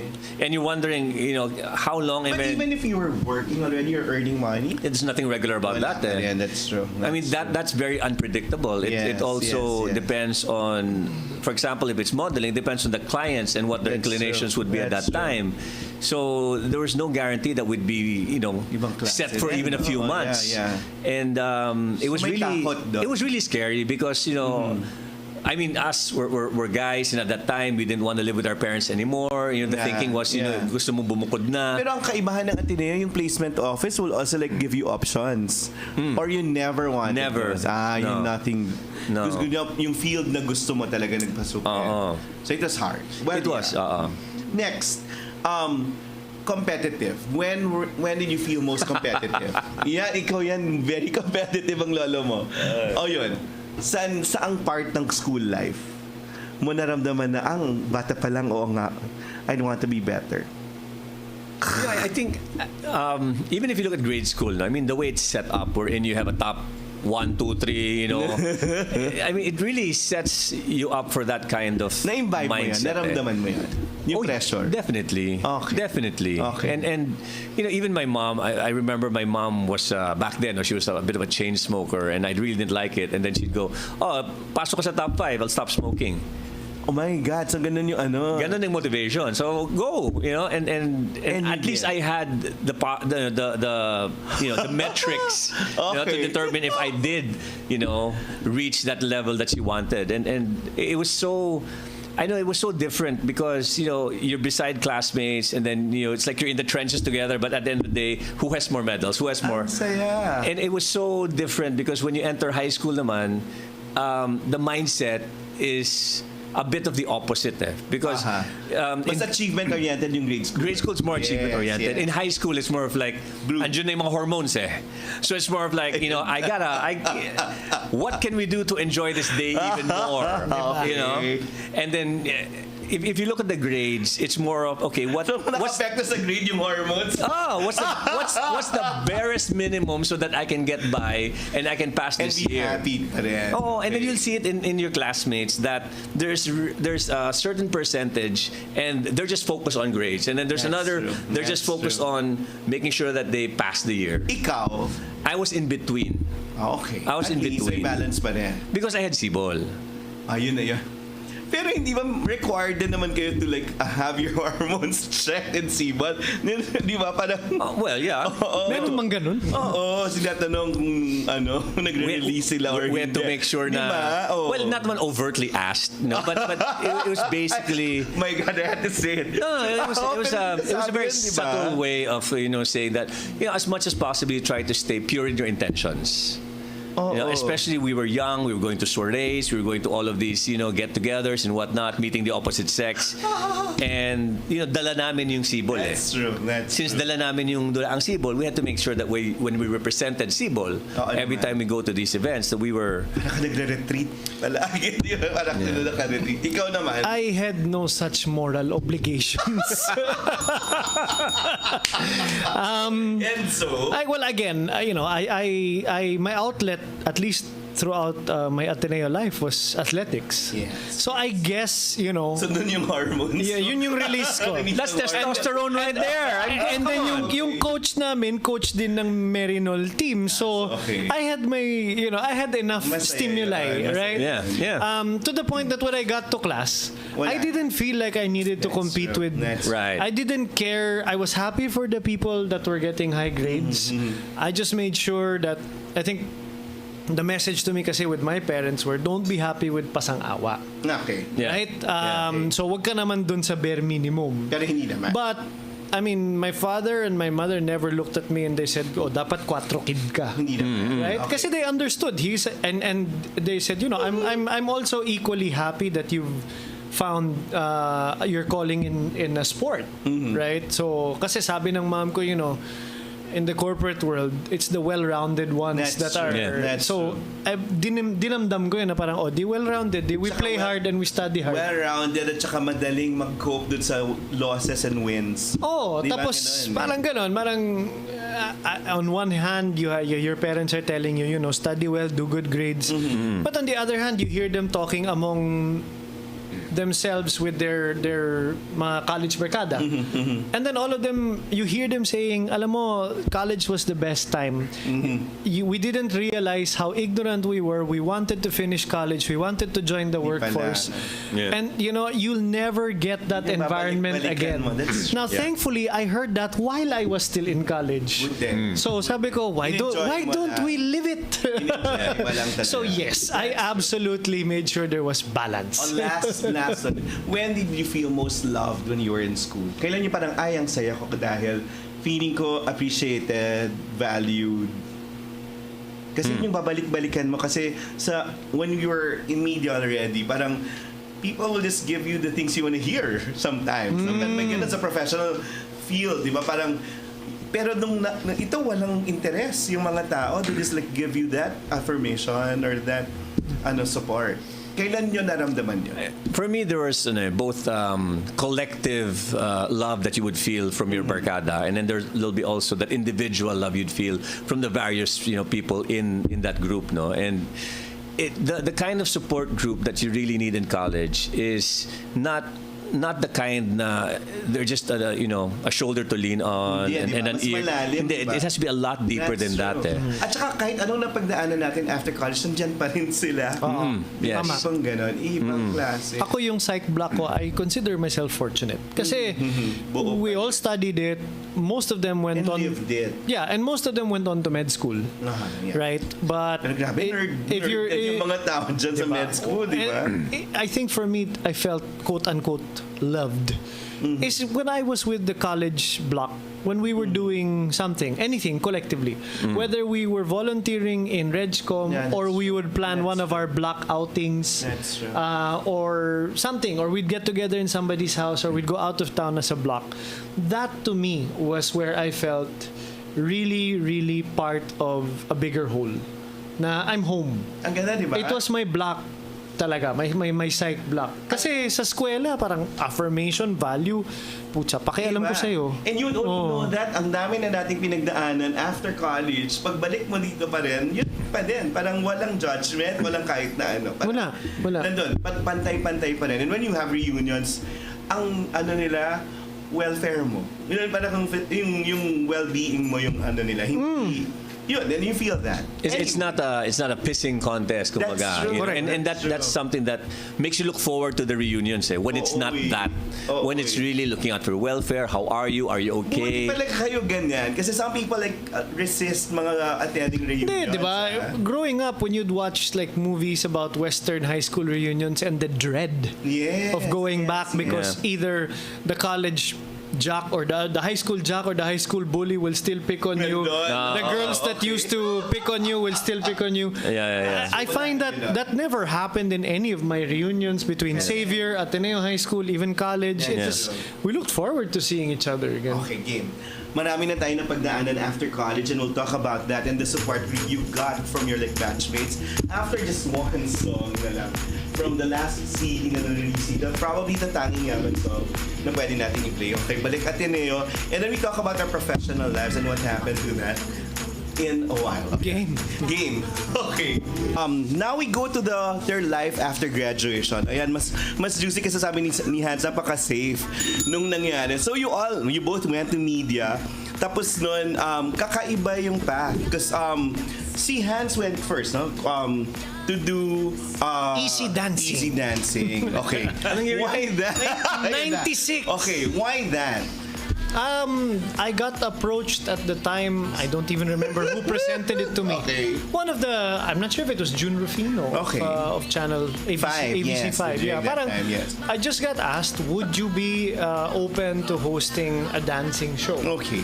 And my first impulse was no. Hindi ako marunong of sumayaw, course di ba? not. Okay, yes. And then sa kanya, co-host mo si Dayanira Torres and si Charlene So Gonzalez. inisip mo na, baka Why not? Sige. Diba? Huwag naman tayo sarado sa mga bagong karanasan. So, ayun, game. So yun. But it was more hosting. It was really hosting. And it was something. But no, they were having fun with me after a while. I mean, ang directors namin noon, si Al Quinn, si Lito Calzado, bless his soul. Yes. And after a while, they were laughing at me and they're like, we're gonna, alam mo, gagawan ka namin ng eksena na sasayaw ka din. You have to dance. Oo naman. So, Oo, pagkatapos ng 5 oras ng rehearsal sa Julie Borromeo Dance Studio. Si Ryan agad sila ginawa rin niya. Sabi niya, hindi ako sasayaw. Nung finally sumayaw siya sa show ni Charlene Gonzalez din, sa Keep on Dancing naman, nung nasa channel 2. After that, na-accident siya sa motor. Sabi niya, ay, may dahilan ako para hindi na sumayaw. Turo mo yan, Paolo. Paolo was a mentor to a lot of other new hosts. At yan yung maganda yung ginagawa niya ngayon. Parang hanggang ngayon naman, parang nagtuturo pa rin siya. But Paolo, you started as a pet shop model, remember? 94. Yes. I was part of Club Pen 94 with Ryan Agoncillo. Yes. And then after that, tried to dabble in modeling pa rin. So during college, nag-pen shop na ako. And then 96. But it was really hosting that you really wanted. Yes. 1996, that's when I auditioned and got into Game Plan. Yeah. Together with another Atenean, Susie. Susie. Entrata. Yes. And Game Plan was under the Pro Productions. That's right. So with Cheche Lazaro as your mentor. Magandang mentors during that time. Yeah. Sina Cheche Lazaro, sina Lucci. And they're the ones. So parang ang gandang break into the business. And then, ikaw, Easy Dancing. Easy dancing until I left to go to Australia and then the States to take my master's. Okay, can you go there? Yes, you can go there. Okay, game. So si Hans had to go there not because he wanted to. He had to go to Australia because he had to face an issue. And I was there. I didn't go to Australia to face an issue. To leave an issue. That was the video, no? Na sumambulat dun sa ano. So, how did that happen, Hans? Ay may kaawa. Yung manager ko na minolesta ko nung 13 anyos na video-tape pala niya. Yes. Eventually, may nakaaway siya na isa pang tao na ninakaw yung tapes niya kasi alam nung taong yun na meron siyang mga tapes na questionable. Okay. And the intent really of that other person was just to expose my manager. It's just that at the time, of all the faces on those videos, I was in the height of my Easy Dancing hosting. That's true. You're the most recognizable. Yes. Correct. Right? So, I became a casualty of war, so to speak. At may Senate hearing, di ba? Collateral damage. Collateral damage. May nakisaw-saw pang senador doon na, my mom at the time saw right through it. Yes. Hanggang ngayon naman, pag nakisaw-saw ang senador, alam mo naman. Iba na. You don't know kung may pakialam talaga sa tao or sa issue lang. And then the learning was, this whole issue forgot that they were dealing with a minor.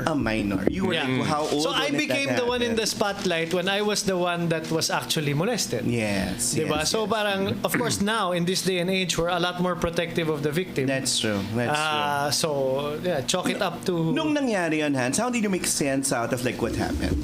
I didn't. Okay. Hindi mo rin ma-process. No, it happened too fast. So you had to leave. I was 22.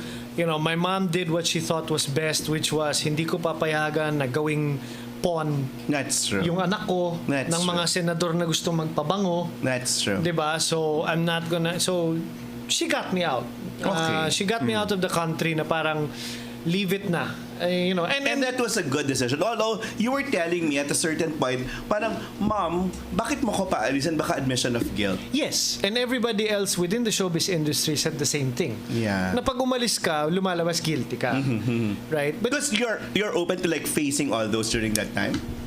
My natural inclination was, teka muna, ako yung inabuso eh. Okay. So bakit ako yung tumatakbo? Okay. Right? But you have to understand, I don't come from a showbiz family. That's true. So the way we handled it is not the way showbiz people or showbiz families will handle it. Showbiz families will say, humarap ka. That's right? true. Even the saying na... Kasi pag-uusapan, might as well... Yung simpatya mapunta sa'yo. Ganon. As far as my mom was concerned, we don't play that game. That's true. I don't care what you think in the showbiz world. So high road. That's my son. Save yourself. Hindi ko siya papayagang gamitin.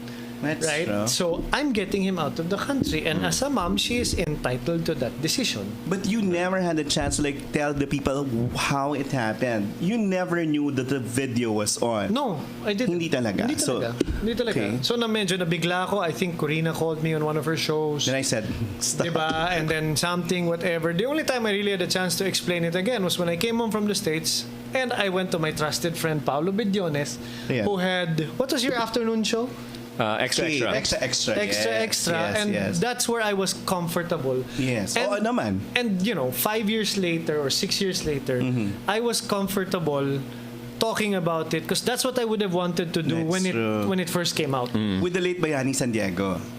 Because I read that Inquirer article also before you guessed it in my show. Bayani was like 2 years ago. But when I came back in 01, the first thing I wanted to do was to set the record straight. Okay. Kasi I left under a cloud. That's true. Right? That's true. And I had to find somebody I could trust. Yes. And Paolo, kababata. Napatawad mo na yung mga taong gumawa sa'yo nun?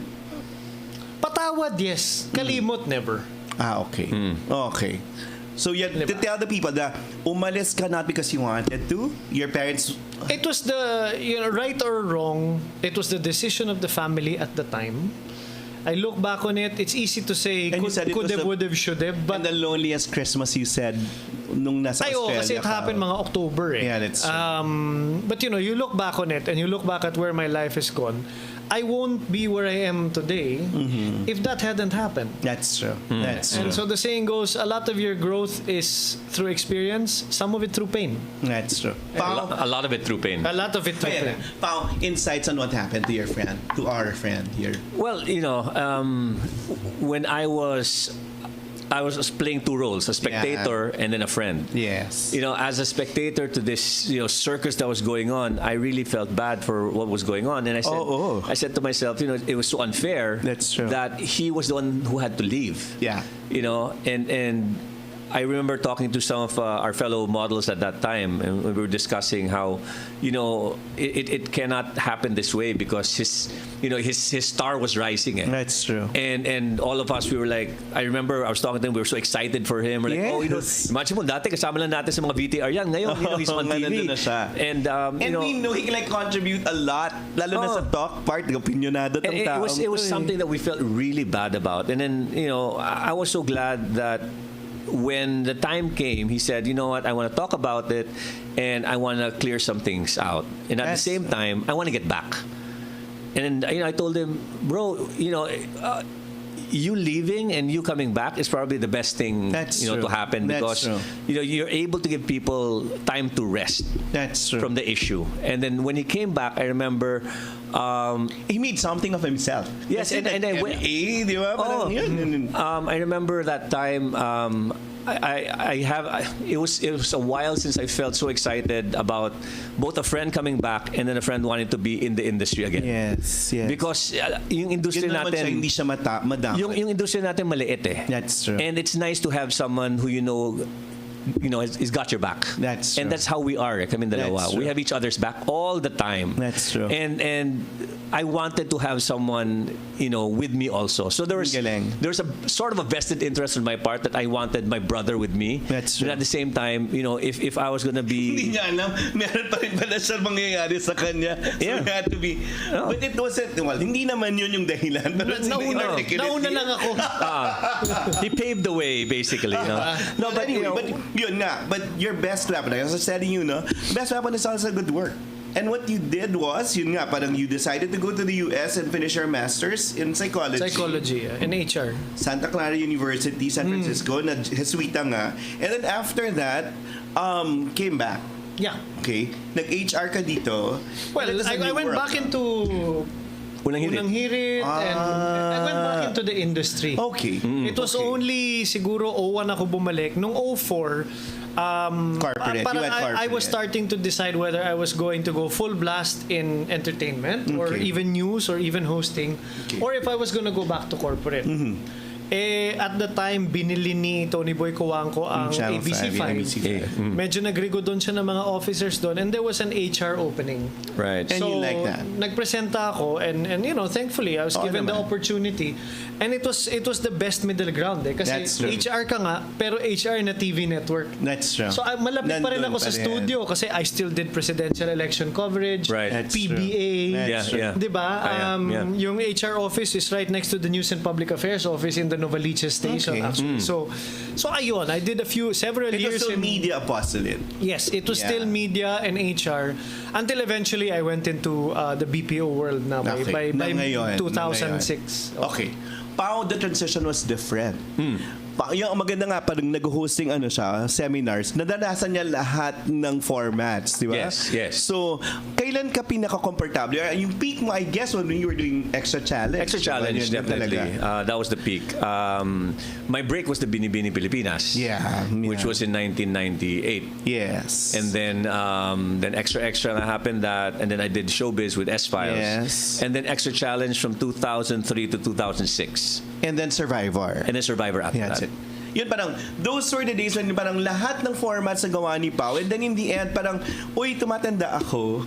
We were having this conversation. Reality yun, di ba? Reality na, tipong, we have to like channel it into something more lasting. And the transition to news was that turning point? In 2010. Yes, yes. So, how was that, Pao? After 2 seasons of Survivor, the conversation kasi was more hindi na of... ka rin, kung katawan mo rin lang, di mo na kayang tumakbo or maging agile ka tulad. Or you'll have to train harder to be able to continue doing what you do. No? So you have to work twice as hard in the gym to be able to, survive the 45 days on the island. Si Paolo pa. So it was both a transition of necessity din, diba? And at the same time also, maturity. A maturity and exploration of what else can I do. Yes. And I remember having this conversation with you. We were discussing, okay, do we pursue TV5? Yeah. Which at that time, Manny Pangilinan was coming in. He's coming in really strong, and he wanted to get a bunch of new talents, and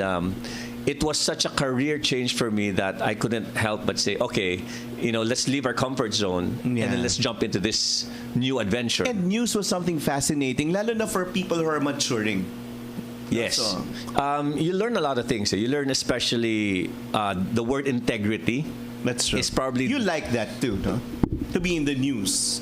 To be like doing the news. Doing the news, not being part of the news. Doing the news. Like, Pao, how was your news experience? The news experience was, in the beginning, very tough because you had to try to prove yourself in the environment amongst your peers. And they'll be like, ba't nandito yan? Sino ba yan? Bakit, di ba taga-showbiz yan? Bakit siya nagre-report dyan?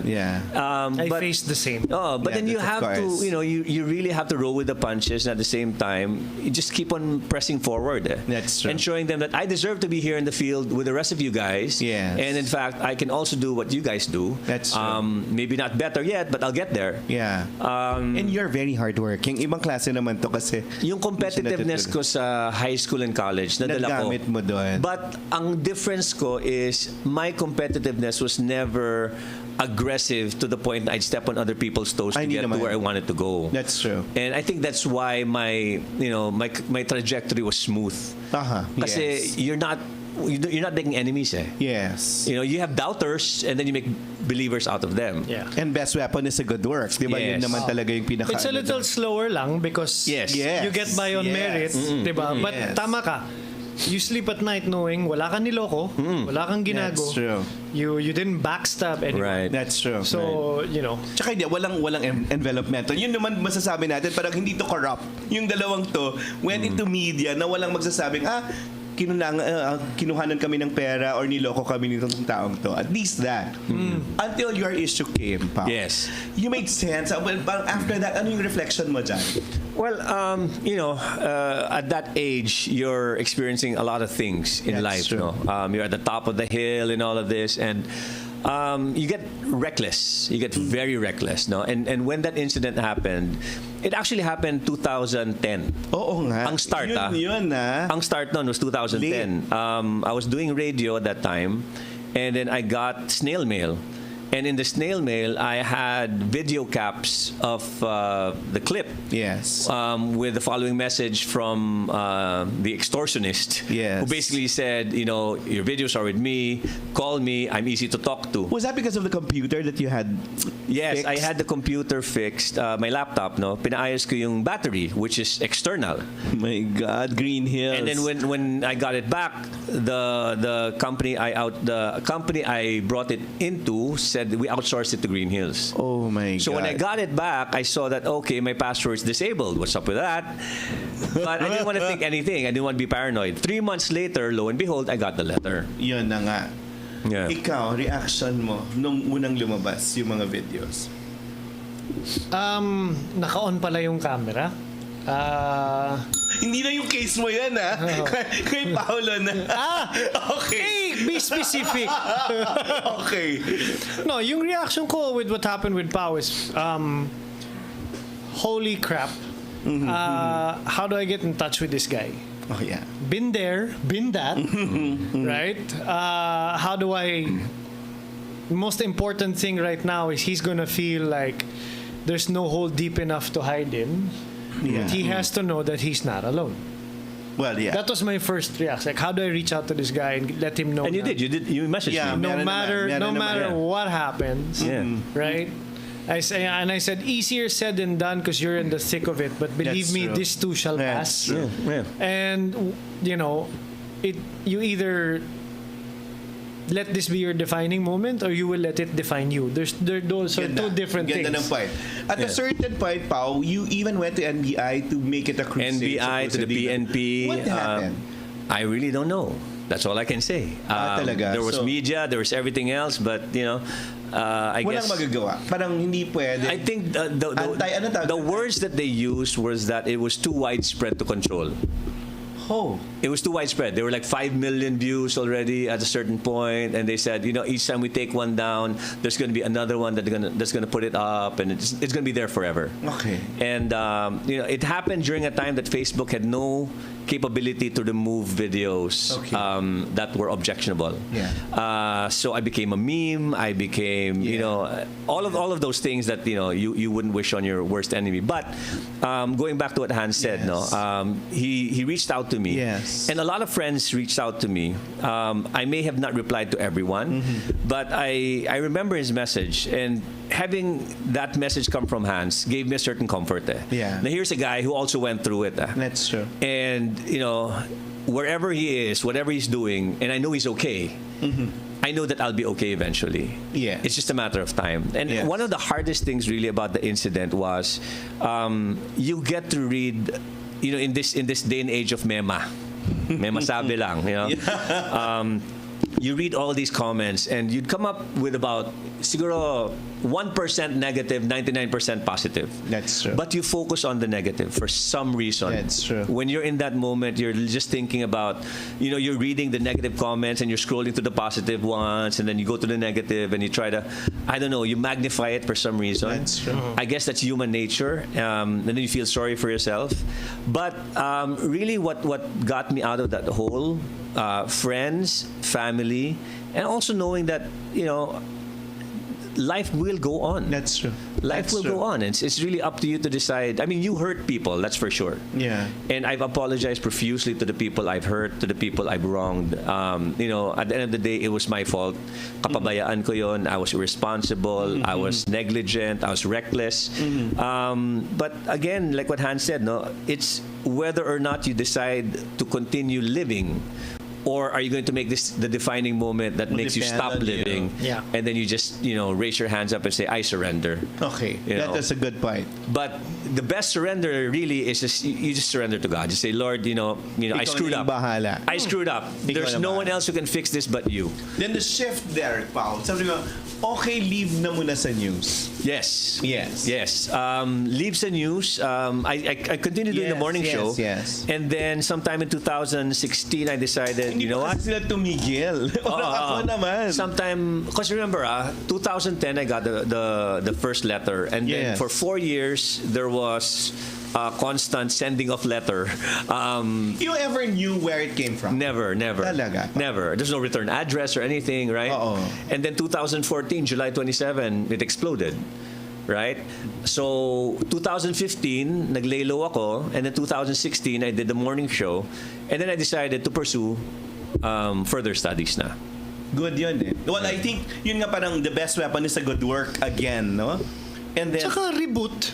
Yes. I mean, look, it's a bend in the road, it's a detour, it's an obstacle. Now, yun nga, when does your road end? And it happened Or do you at that go around time. it? That's true. Yung nangyari sa'yo, parang wala namang taong involved. No, parang walang ibang you didn't have a relationship when it happened and when you were battling through this. No, Kaya, I ang had a daling girlfriend. makaalis. I had a girlfriend at the Sino? time. Si Cara, who eventually became my wife. Who we have a kid together. So yeah, she was. Nga because the kids with you na now. Yeah, she was also affected by that. Kasi nasa States, doon sa States kayo, parang at least merong ganong relationship like to feel like family. Yeah, I mean, I was alone in Australia because I first went to Australia before going to the States. That's true. So Australia, mag-isa ako, dinalaw niya ako for a week. Okay. And then we found our way back. Kumaga nag-reunite kami sa US na. Yeah. Pao, ikaw, were you in a relationship during that time? Buti na lang wala. No. Buti na lang. Okay. It would have been really hard if I was. Yes. Because it would have been really, really unfair for that true. person if I was with someone. That's true. Buti na lang. Kasi yun, parang, I think it's easier like to deal with yourself during that time na mag-isa. So, wala nang Jinri nun. Wala. So, hindi kasi wala. puso ka sa morning show dun kay Jinri. Wala. So, wala. Okay. I was single at that time. Yes. Buti naman. And then, learnings na now. Ikaw, Yes. what did you learn from the whole thing, and now, parang how do you bounce back from that kind of like a debacle, I guess, or an issue? Well, the first thing you have to do is admit in some form or fashion yung culpability mo. That's true. I mean, I was 13. This guy posted sa talent Hindi pagpapalinis. He was actually a talent manager. Yes. Sabi mo, naging counselor pa nga eh.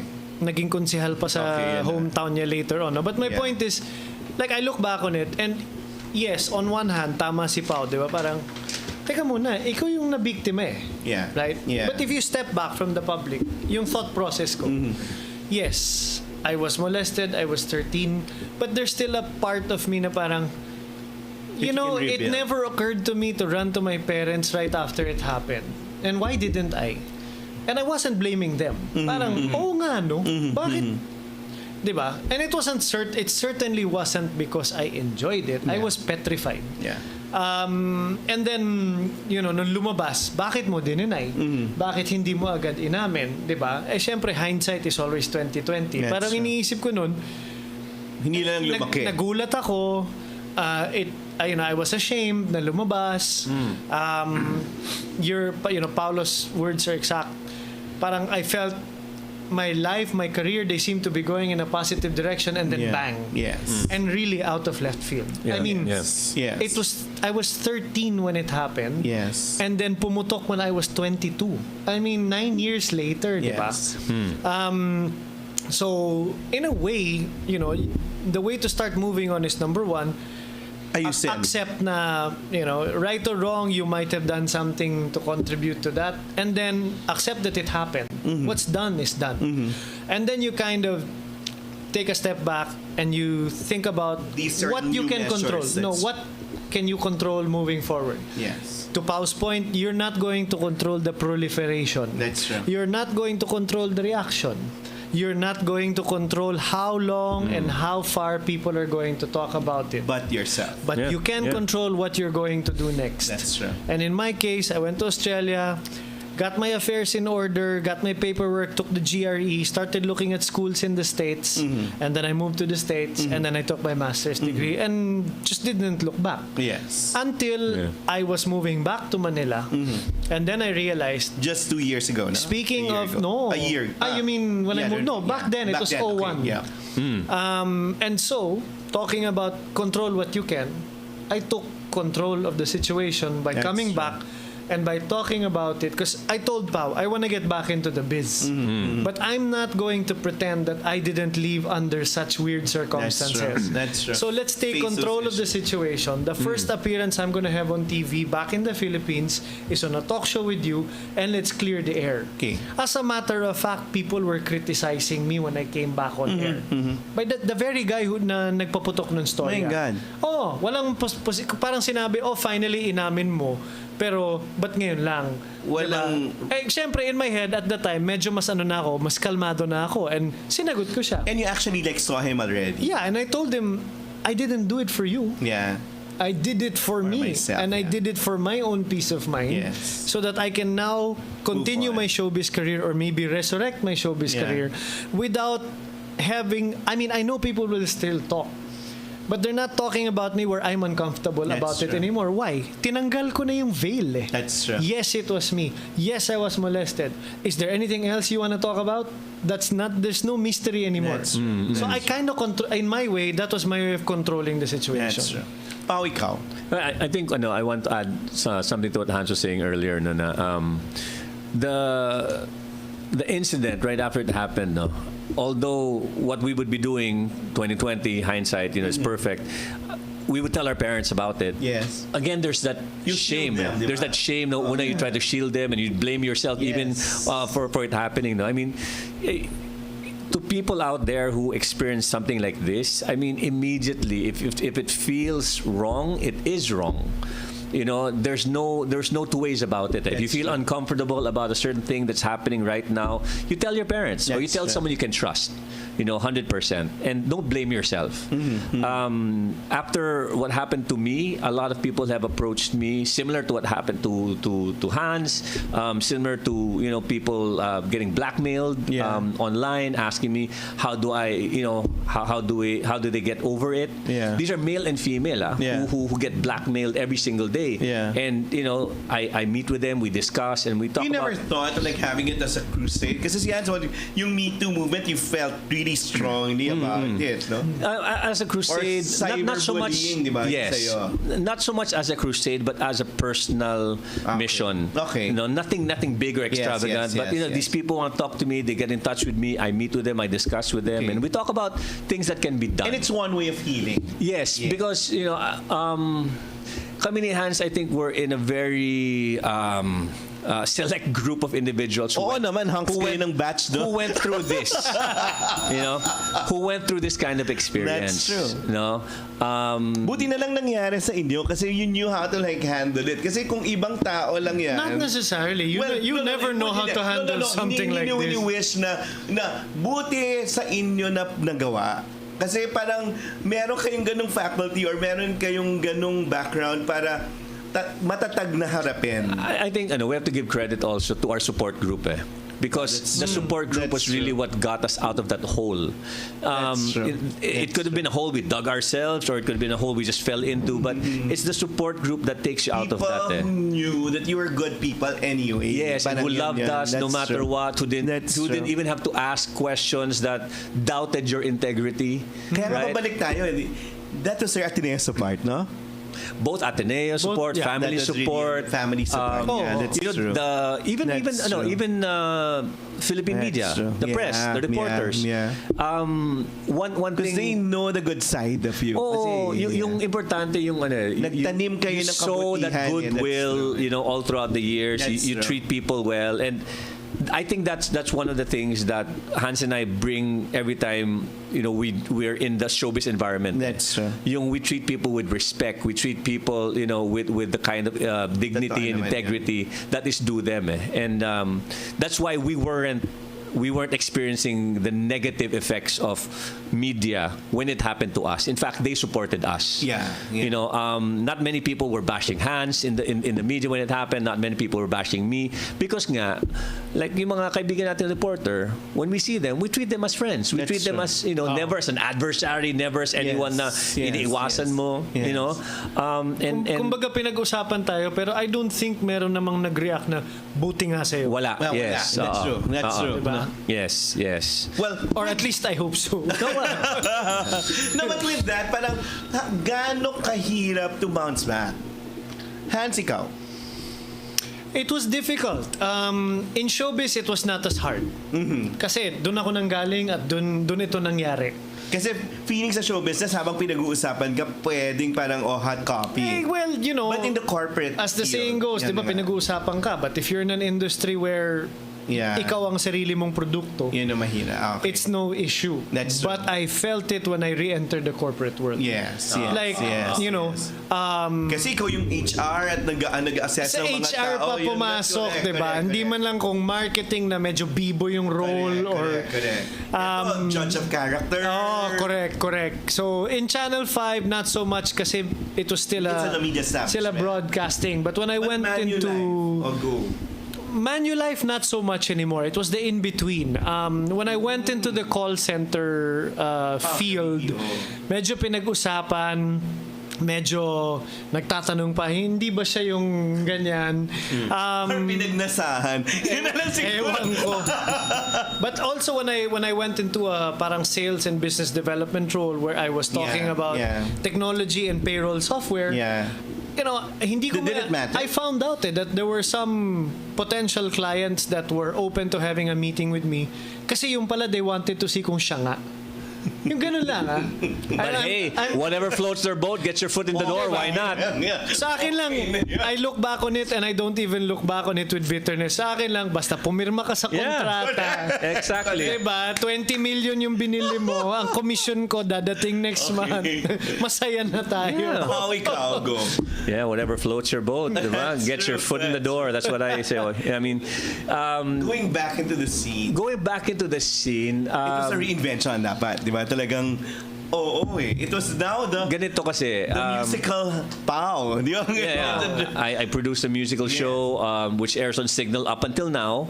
And I'm really focusing now on content production. That's true. So for 2020, I have a very ambitious project that involves students. Yes. And this will be on a major network.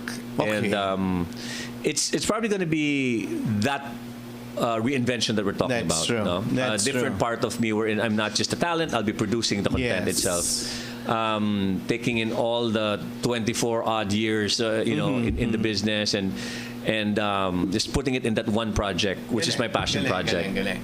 So you have that, and then also the mentoring, Yes. the workshops. Nandun pa rin. Nandun pa rin. Okay. We're not getting any younger, and we'd like to see, whatever we've learned throughout the years, we want to see it still alive. So we share the knowledge that we can to the younger set or those who are just willing to learn. I mean, my students, they range from, gosh, I have a 15-year-old student, I have a 52-year-old student, and it's so much fun watching them grow. That's true. And That's then true. they'll message you and they'll say, "Hey, Kuya Pao, guess what? My talent fee's higher now." Or, guess what? I got the gig. I got the 3-day, program. And they message me every now and then asking for advice on, how do I handle this client? They're kind of abusing me now, with what they're asking me to do. Yeah. So it's nice to be that Pero kuya. yun yung sinasabi ko kay Hans kanina na it's no longer just about us. When we chart careers now or next moves, hindi lang. Parang it has to be, not just about us but like helping other people and then parang yun. Higher may calling na yun service I think the word really is legacy. May legacy. It's really about That's true. legacy. And it before our concern was longevity. That's true. And now it's really a deeper meaning and purpose in what you're doing. And I'm not talking about the men and women for others that we have here. it doesn't have to be that extravagant, that big, or that that public. It just really has to be something that when you do it, deep inside that I'm actually I'm actually fulfilling my purpose. Let's go through some media issues bago tayo maubusan ng oras. So that you may have like Maubusan tayo ng oras? Oh, hey. Well, anyway, number one, yung Me Too movement, and we had that in certain parang yung the Gretchen Florido issue with someone in the network, Mother Network. We talked about that beforehand, and then yung mga beauty contest na meron mga nagrereklamo yung mga organizers. Yep. What should people do? Like, how do they guard themselves against? It's not you're never going to guard yourself. There will always be predators. Okay. But the predators thrive on secrecy and the belief that whoever they prey on will be too ashamed to talk about it. I am a proof of that. Yes. My first reaction was shame. Yeah. Right? Yeah. So you wanna make a dent. You're never going to change a predator. Okay. But you can drag them out into the light. Okay. So stop thinking that, we have to stop victim blaming. We have to stop victim shaming. That's go to the predator. Go to, sila yung, we seem to forget sila yung gumawa nung mali. Correct. Right? We're so petrified of what it will do to us. Yes. That we end up protecting them. That's true. By keeping our silence. Because of the power and all. Yes. Pao, ikaw naman, yung cyberbullying. Well, the cyberbullying is such a sad, I guess you can say it's characteristic of this. Probably digital, the past few, 10 years, siguro. It was never this bad.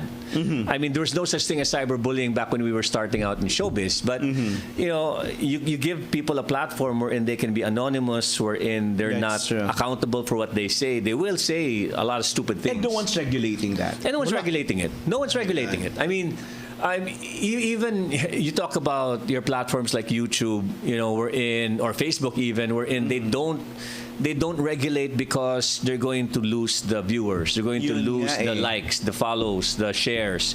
And for them it's all about traction. Yeah. It's really all about traction. And traction is when two sides are opposing each other, because they don't agree, and the topic is really, they call it borderline. Where you're talking about, say, for example, gay rights, or maybe you're talking about some race issues. The more controversial, the better. The more the more. You won't play that.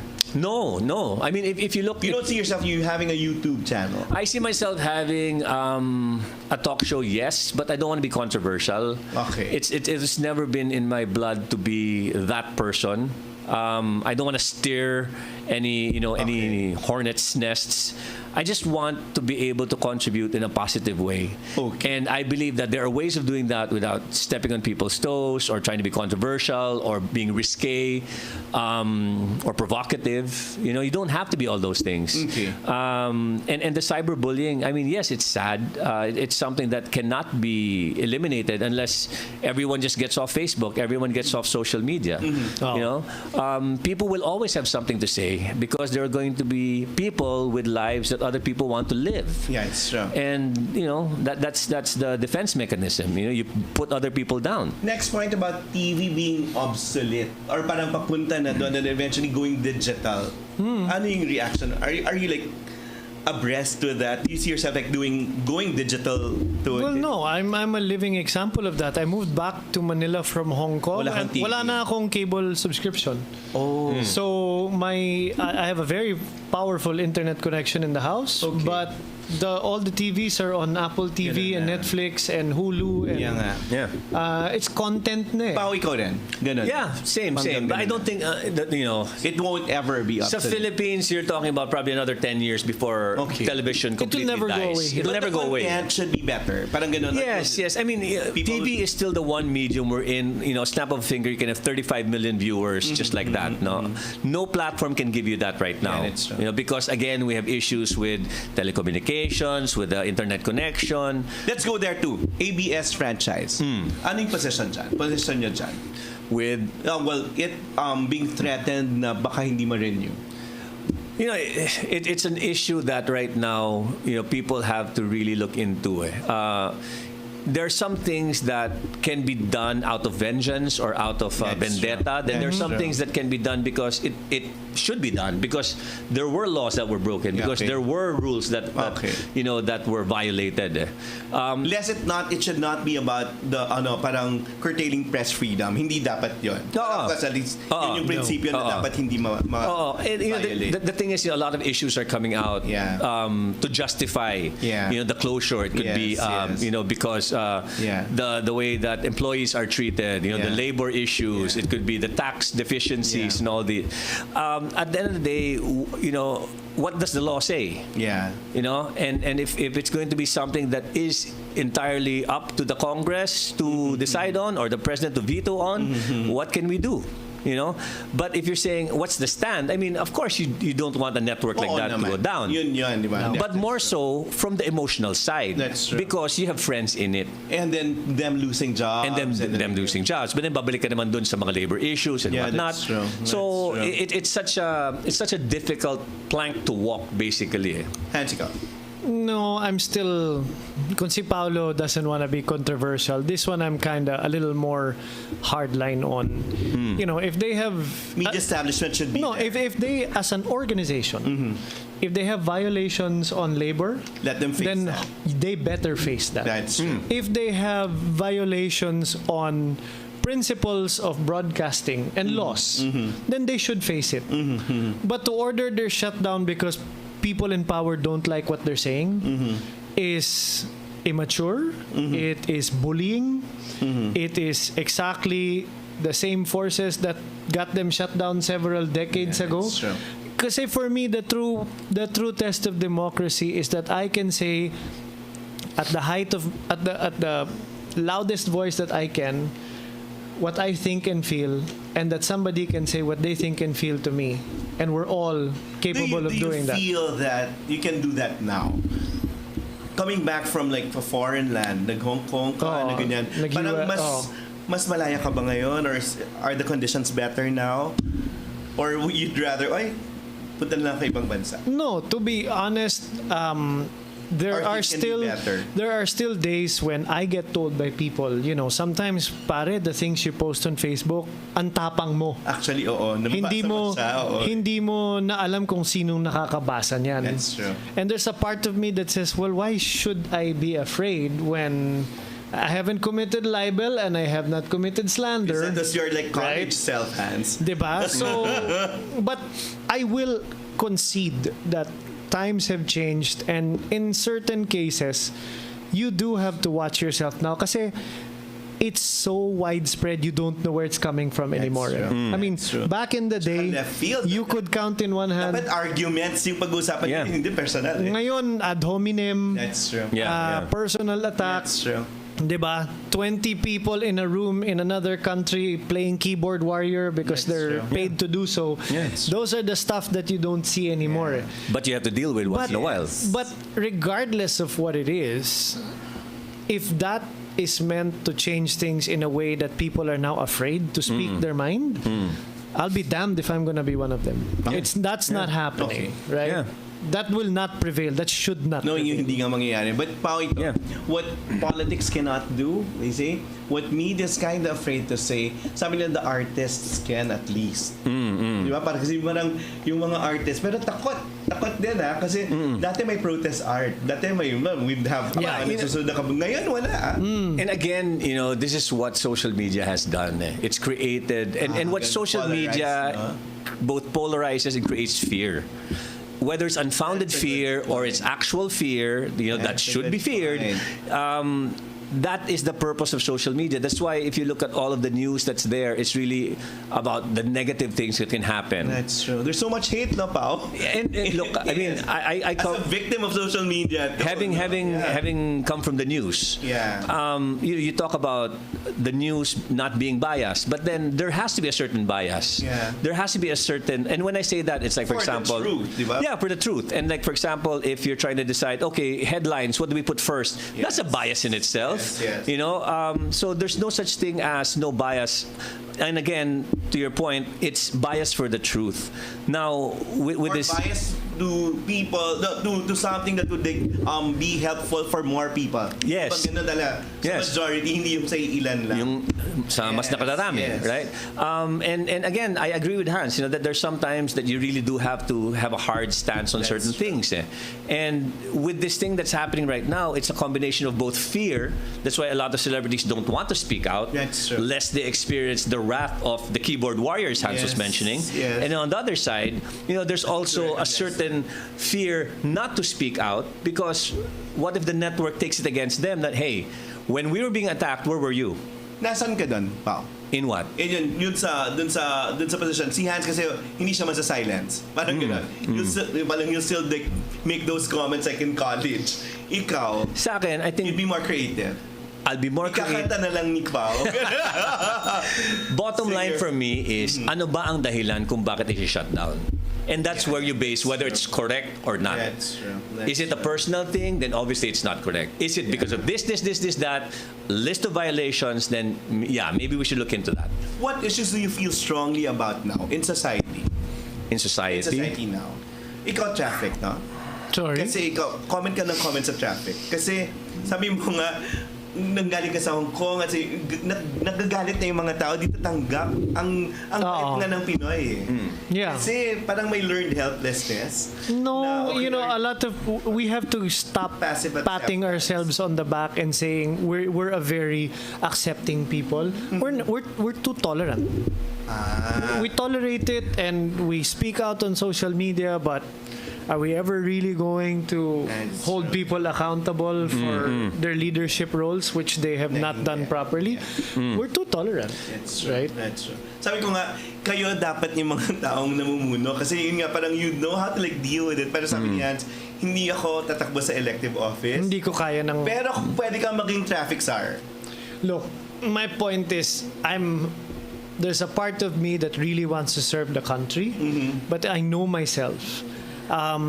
It would have to be an appointed role. You give me a goal, you give me a time frame, and I will. What do you feel passionate about? Oh my issues gosh. na pwede mong, okay, ang traffic problem kaya. Give me the airport, give me tourism, give me LTO, give me MMDA, something transport that affects the everyday Filipino. And you'll make it work. Right? And that's something that I will dive into because And you feel strongly about it. yeah, it's I see it as problem and then I'll go for solution. That's it. It's not I'm doing this for a legacy. Yes. I come from a political family. Wala. Hindi naman sa nagmamayabang I don't need the money. I'm doing this because It I has to genuinely want to fix a problem. Yeah. That's all. Yeah.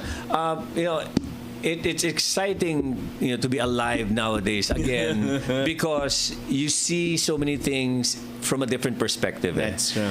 And you learn that, okay, this is not worth my stress, worth my... Yes. You know what I mean? Pinipili mo na, di ba? You get to choose and you get to decide, okay, this one I'll allow to stress me out a bit because this is going to affect people who are important to me. Yes. No? I like the traffic issue. Why? Because we can see that they're trying to come up with solutions and let's challenge them. Are these roads and bridges and flyovers and new construction projects that are ongoing and are about to be completed, are they really going to decongest traffic? It'll be nice to challenge them and say, okay, it worked, or hey, it's not working. Why is EDSA still like this? That's good. Then we hold them accountable. Yes. For that. Or papatayin mo ang ride sharing pero tinanong mo ba yung nagbe-benefit from ride sharing? Because you're taking it from the view of a regulator. Yes. Have you ever looked at the view of the customer, the one Right. impacted the most? Bakit Yes. mo tatanggalin The yan? one whose lives are Correct. Correct. Yeah. Yung nagtatrabaho at yung nakikinabang Yeah. dun sa transpo. Right. Those are the ones that are impacted the most. But the decisions are made by people who neither commute to work or have any Right. idea what the commuting public is going through. So True. I guess, Noel, that's where my passion is That's coming true. from. When you Yes. give me a problem, you're right. I've had the benefit of living in different countries. Yes. And I see what we've really missed out as a country dahil nga talaga Which is? sa pangungurakot is the Okay. basic services. Yeah. You live in Hong Kong, CEOs take the bus. Yeah. Because it works. Yeah. Because it's on time. And it's safe. Right? And it's safe. And if there are problems, people will just say things, and they're on the streets. Correct. And I always tell this because people ask me, what's the best thing you learned about your living in Hong Kong? Alam mo, nung lumabas yung pork barrel scam, even for me, 10 billion pesos is too abstract a figure. It is. I cannot wrap my head around what is 10 billion pesos. Yes. Until I lived in a more progressive country. And now I can go back to my home country and tell the people affected the most is you go to the rural areas and you tell them 10 billion is hindi ka na natatakot pag may bagyo kasi yung bahay mo semento. 10 billion is yung anak mo libre ang pag-aaral until college. Yung magulang mo libre ang gamot.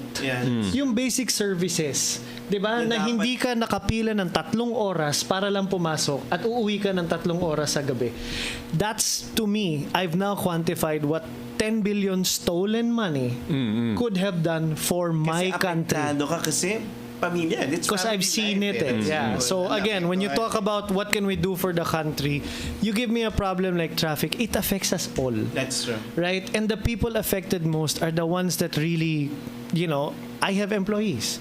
The ones, these guys are commuting 3 hours one way. To the point na I tell them, magtrabaho ko sa bahay, what are you doing? That's true. Diba? But we have to be, those of us that have the capability to make decisions, should be making decisions for the greater good and not just for those of us who will benefit the most. Alam mo yun? Mga tao latak na energy. Sorry, kasi in my view, ibabalik ko, asan tayo? Nasa Ateneo tayo. My understanding of a man for others is to do something that will benefit the collective good, not yourself or not a select few. That's true. Ikaw, Pao. For me, it's really a transition from, right after you graduate from college. Yung self to others. Yeah, it's more self for a while. You try to build your, identity, who you are, your resources, and then there'll come a point in time when you're gonna decide, now is the time. Now it's for the collective others. Now it's for all of them na. Okay, mag-collective ka dyan, but Hans is very specific when he talks about his family. Yung tipong tama yun, yung quality na tipong maaga ka alis, pag uwi mo, you have to tend to your kids na nag-homeschool. Pao, ikaw, kailan? Kailan? Wow. Okay, hindi man yun. Patapos na tayo, pero Sanggaling yun. Sanggaling yun, pero The dream is still there. The dream is still there to have my own family. The dream is still there to be, a father to 1 or 2 kids. Baka naman kasi, it's so the collective, the bigger picture that you're so, that's about. It has to be rooted into something more complete and personal. That's the challenge now. The challenge now is trying to find that balance to be able to satisfy both. Wherein I do have the vision of the business and everything and the things that I'm going to be doing. It is really connected to that legacy. Sige. So one day, hopefully 2020 is the year where things happen. Pwede kami may pa-date sa'yo ulit pagtulad ni Pia. Pwede bang gano'n? Natawa siya.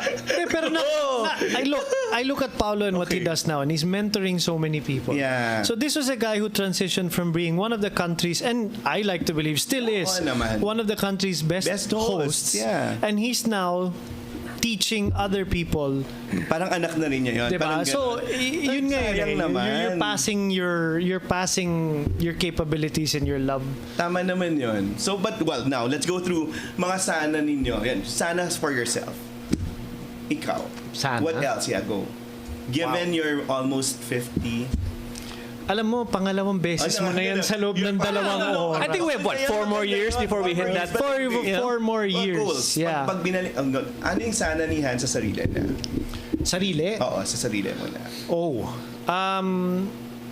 Sana may oportunidad akong tumulong sa mas maraming tao.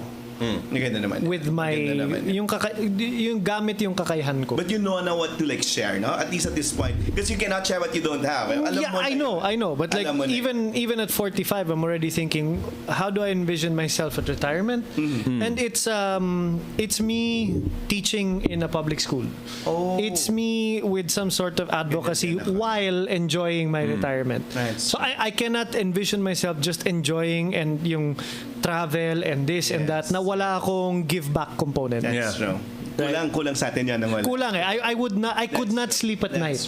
Na kung sarili ko lang yung pinapaligaya ko. Itong tao to palaging give back.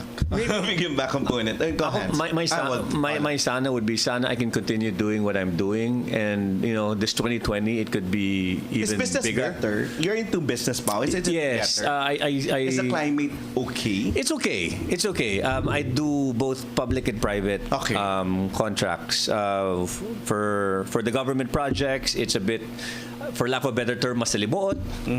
For the private naman. Buti nakakaya mo yan, Pao.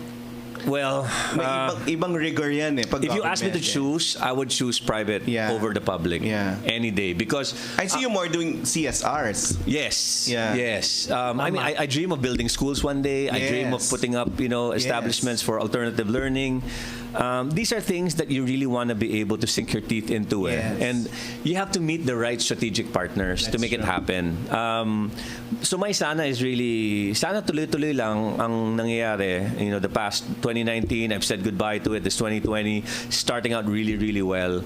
I look forward to giving back. There's a certain excitement in giving back. Yung ginagawa namin at church is you don't think about it when you give, you know. And ikaw naman yun, bigay ka naman talaga ng bigay pa. Because there is a return. Okay. And that return is in a way, shape, and form that you'd never expect. But in value is so much more than what you gave. And that is a tried and tested formula. I challenge anyone to try it for even a month to give back. My gosh, magugulat kayo. Magugulat kayo. So selfless. But ito, ang panalangin namin ni Han sa'yo, maganda at magaling na strategic partner. Uy, paano naging panalangin ko yun? No. Are you with someone now? Yes. Okay. Okay Yes. pa rin. Sayang papapadate sana kami sa'yo. Pwede. I'm off the market. Talaga? Yeah. At long term na yan. Yeah. I mean, you reach a certain age wherein you're like, okay, this has got to be it. Sinasabi. This has got to be it. You know, and then, Nahawa na kami sa'yo, Noel. Tanggap na namin yung edad namin. Yeah. Kailangan. And then yun nga, parang community, for our community, ano yung sana mo? That's for yourself. For the community, one of the things that I've witnessed, and Ans and I have seen, especially with our batch, is that man for others spirit is still alive. That's true. We just have to stoke that fire, that flame, and make it even bigger, because you have no idea how much resources we have. That's true. And it's just a matter of people committing and saying that, you know what, I have this, I'm giving this. I have this. That collective is so huge. But do you get the feeling that now, parang people are more parang worry about acting yun sa collective? Maganda nga may mga calamities kasi doon natitest talaga yung pagtutulungan ng mga tao. Pero parang there's a certain system that made us parang divided. Yung tipong hayaan mo din sa baba mag-away-away pero kasi tayo komportable. Parang now, I hope there'll be more similar to what pagsasama para makatulong sa iba. Joseph Gordon-Levitt had a TED Talk, and he talked about how nowadays, as an artist, attention is actually your enemy. Because when you create something for the sake of attention, the integrity of the artwork is now compromised. That's true. So when we post things, when we help, the tragedies that are happening all around us, and people start questioning that, we start questioning ourselves. That's true. Kaya nga at a certain point, lumabas na yung mga issue na do celebrities post the help that they're giving others at the risk of being criticized na, you're just doing it for Instagram, you're just doing it for Facebook. Imagine mo, ultimo tulong mo, kine-question na at binabahiran yung intention mo. Yeah, but at a certain That's point, really kasi sad.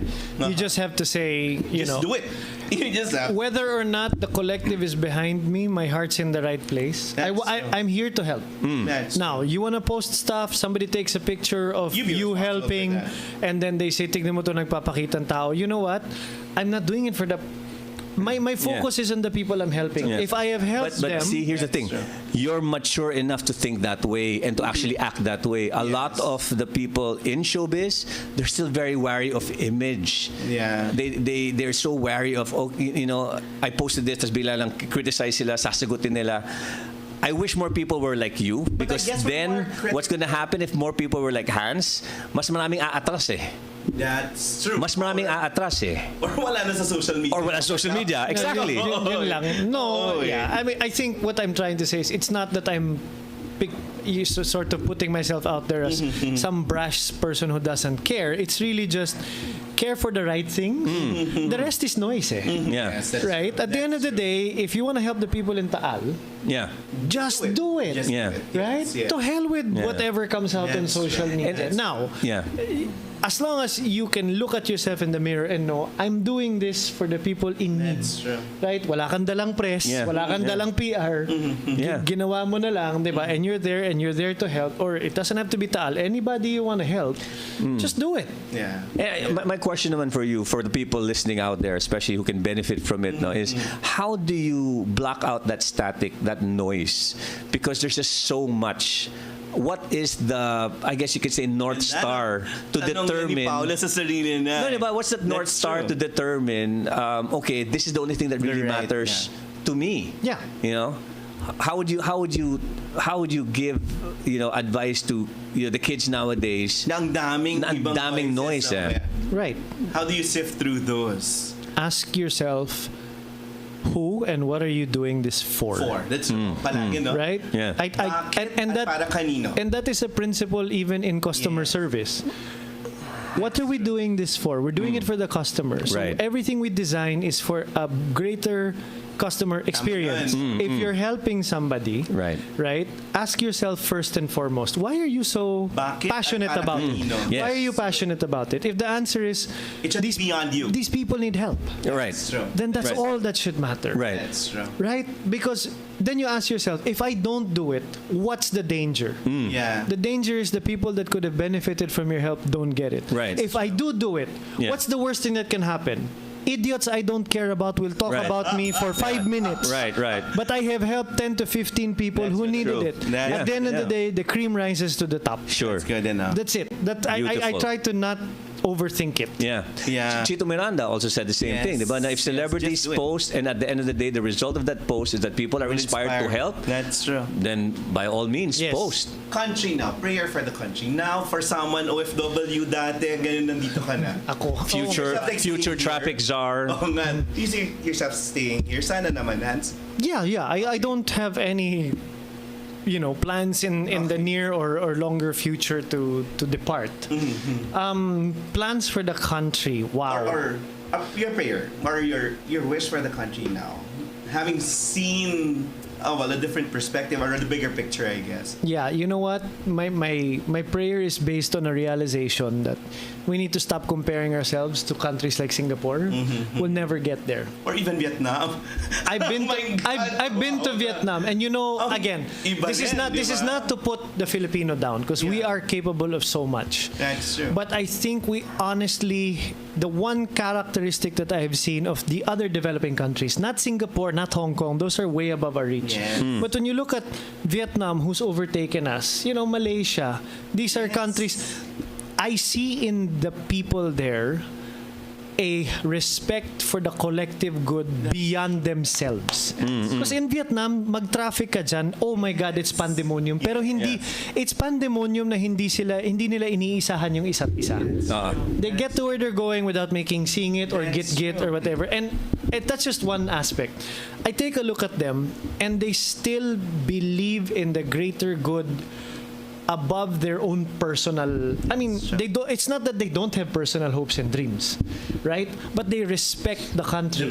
They respect the people. Na parang kung gawin ko to, ito yung impact sa ibang tao na masama, ay hindi ko gagawin. 'Di ba? Yun lang. That's my prayer, is the internal na parang Beyond ourselves. See the bigger picture. be considerate of your fellow man more than your personal desires. Yun lang. Wow, ikaw. For our country. For someone who's been here. Wow. And someone, I think, you're in a political family, so I think I see yourself as being in a leadership role in the future. Well, not really in the immediate plans. I don't really see myself as a politician, but I do see myself, service, yes, in some way, shape, or form, public service. Yes. My wish is that people love the country more. That's true. And that, if people show and express that love, that they don't get affected by people who ridicule them for showing that kind of love. Yun ang malungkot, di ba? Pinapakita mo mahal mo yung bansa, tapos binabash ka, sinisiraan ka pa. Yes. And the sad thing, sana a lot of people were like, I don't care what other people say, but unfortunately they do care so much. So my wish is, I wish that people wouldn't care so much what other people think, especially those people that Hans mentioned that you don't really care about. He's saying it for himself. You don't care about. Gawin mo lang yan. I guess my advice for other people, especially, is if these people don't put food on your table, then they don't really matter. Galing. They shouldn't matter. Nice way of synthesizing those things. But then, let's end with Ateneo. So now that we're here, what was the best advice you've gotten from whom? Yung naalala nyo hanggang ngayon, tangan-tangan at hawak-hawak nyo kahit nasan kayo. And you remember Ateneo for? Ooh. Okay. Para may yung last thought natin. Oo nga, no, that's something I learned from school. Ako muna, sige. Yeah, go. In Sibol, we have a constitution there, and one of the things that we really hold dear is the saying na mens sana in corpore sano, which is healthy mind, healthy body. And all throughout my life, that's really something that I've been striving for each and every day, to be able to have that balance between a healthy mind. And when you say healthy mind, it's not just about academics, it's not just about, knowledge. It's really having that kind of peace of mind. That's right. That you're in a place right now that you're supposed to be in.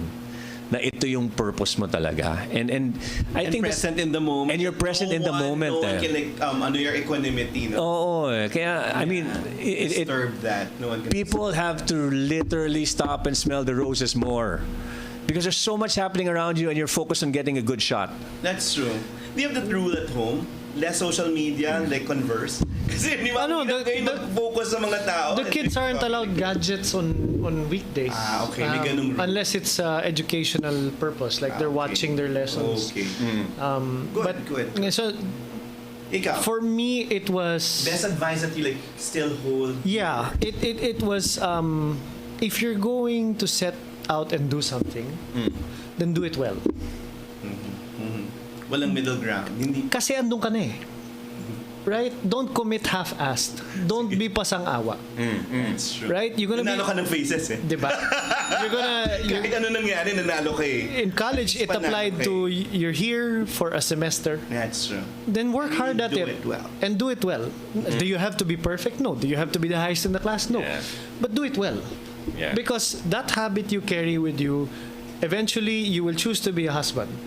Be a good one. Eventually you choose to be a father. Be a good one. Ayan na. One day you will be a boss. Be a good one. While you are still an employee, be a good one. That's Yeah. Diba? Whatever role you choose to be, what I learned from the Ateneo is, you can choose whatever your interests are. Diba? Nobody's saying you have to have specific interests. But once you choose, Atinista ka eh. Be a good one. That's true. Don't be a mediocre one.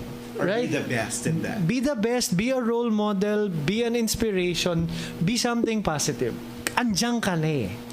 So that's it. We tie this all up with that thought na, oo nga, ang dami niya ng pinagdaanan. And now we're back here in this institution that taught us that, being good, simply being good, and simply being the best.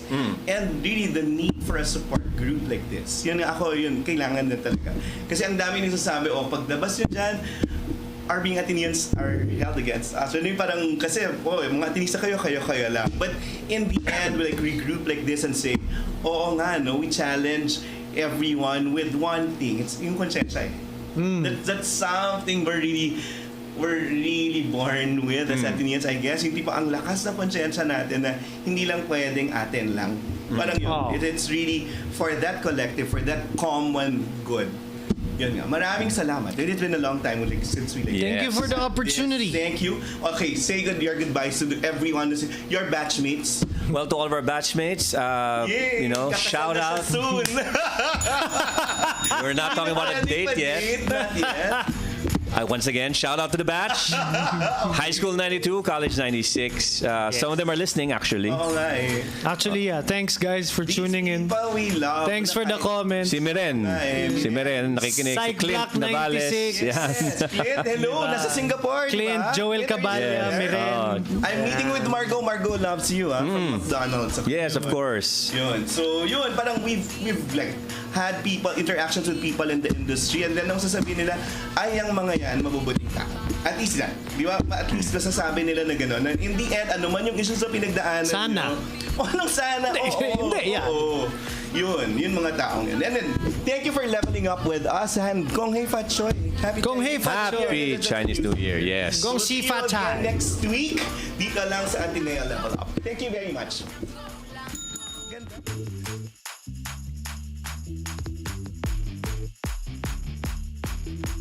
Hello to all the listeners of Radyo Katipunan Level Up. Happy 2023, Kung Hei Fat Choy. And wow, how time has flown. It's been about 3 years since we guested on that show, myself and my dear friend Paolo Bediones. And who better to call us back to the hill, to bring us together, than Noel Ferrer, right? Noel has been one of the most prominent figures during my entire college life in Ateneo. He's a dear and trusted friend, and I'm so happy that among many of the things that sort of had to close or ended or died a natural death during the pandemic, this program is going strong. And you know, it's a great reminder of the things that are timeless. You know, as for me, after we guested 3 years ago, of course the pandemic hit. I packed up my entire family and moved out of Metro Manila, and am now a full-fledged resident of Subic Bay. So totally enjoying, you know, being out of the city, being so close to nature. I realized that I didn't really need the whole, you know, night scene, gimmick scene, or barkada scene in Manila. Thankfully, I still come into town every other week for work. And I get my fill of, you know, all the wonderful connections that still matter. But I've also discovered the beauty of just, you know, the quiet, the solace. You know, many times pre-pandemic, we take for granted the time that we have, right? And always make these resolutions to spend more time with the kids, to do things more deliberately, to spend quality time with family. But when the pandemic hit, you know, wasn't really a choice anymore, right? It became table stakes. It became the norm. And it's not that easy, you know. You realize that sometimes, you know, part of the reason why you have your relationships as good as they are is because you're not with each other 24/7. And suddenly the pandemic threw a monkey wrench in that. You had to spend, you know, days, weeks, and months in lockdown with the very same people. And I'm happy to say that I didn't end up eating my own children. But seriously, you know, I actually took to it quite well. We forged our own deeper bonds. Me and my kids, my wife, you know, watching my kids come into their own over the last 3 years. They went from tweens to teens. So it was quite an experience, you know. And living in Subic, being close to the sea, you know, being close to nature, did wonders for, I guess, my own exercise regimen. Somewhere in there, I switched jobs in the middle of a pandemic. Very grateful that this work allows me to actually do everything mostly remotely. And I only have to come into the office about once or twice a month. Also started a small prepaid wired internet business up there in Bataan. Having made quite a few friends with folks that are in that industry. So it gives me something to do. Because the devil's playground is an idle mind, right? Or should I say the idle mind is a devil's playground. So between work and the business and being as hands-on a dad as I had ever imagined, that's been pretty much what's happened over the last 3 years. And one key takeaway, you know, I mean, it sounds so cliche, but you never really know. You know, this pandemic showed us not to take anything for granted anymore, particularly the things that matter and the people that matter. And it was so jarring, you know, that one minute you're looking into Facebook, the next minute you're seeing people who have gone ahead, and, you know, coulda, woulda, shoulda, right? Whether they were friends or family. And so, if anything, right, I hope this pandemic has imparted a dear lesson not to ever take anything for granted. You know, so go ahead and tell your crush that you have a crush on them, you know. Ask that girl or guy out that you've been meaning to ask out. Open that business, you know. Take that leap, because you never know. And the only thing we do know is that time is finite, and we should make the most of it. So, congratulations again to Radyo Katipunan Level Up. I'm looking forward to a reunion with Paolo and Noel. I do hope that we can make that happen soon. It'll be great just to get together, catch up. The Ateneo campus is one of those places that I haven't been to since the pandemic. Understand all the rules and protocols and all. Sad to have missed the bonfire. Happy that we took the crown back. We came out the other side, and we came out stronger, better, and we remember those that have gone ahead, and we never take that for granted.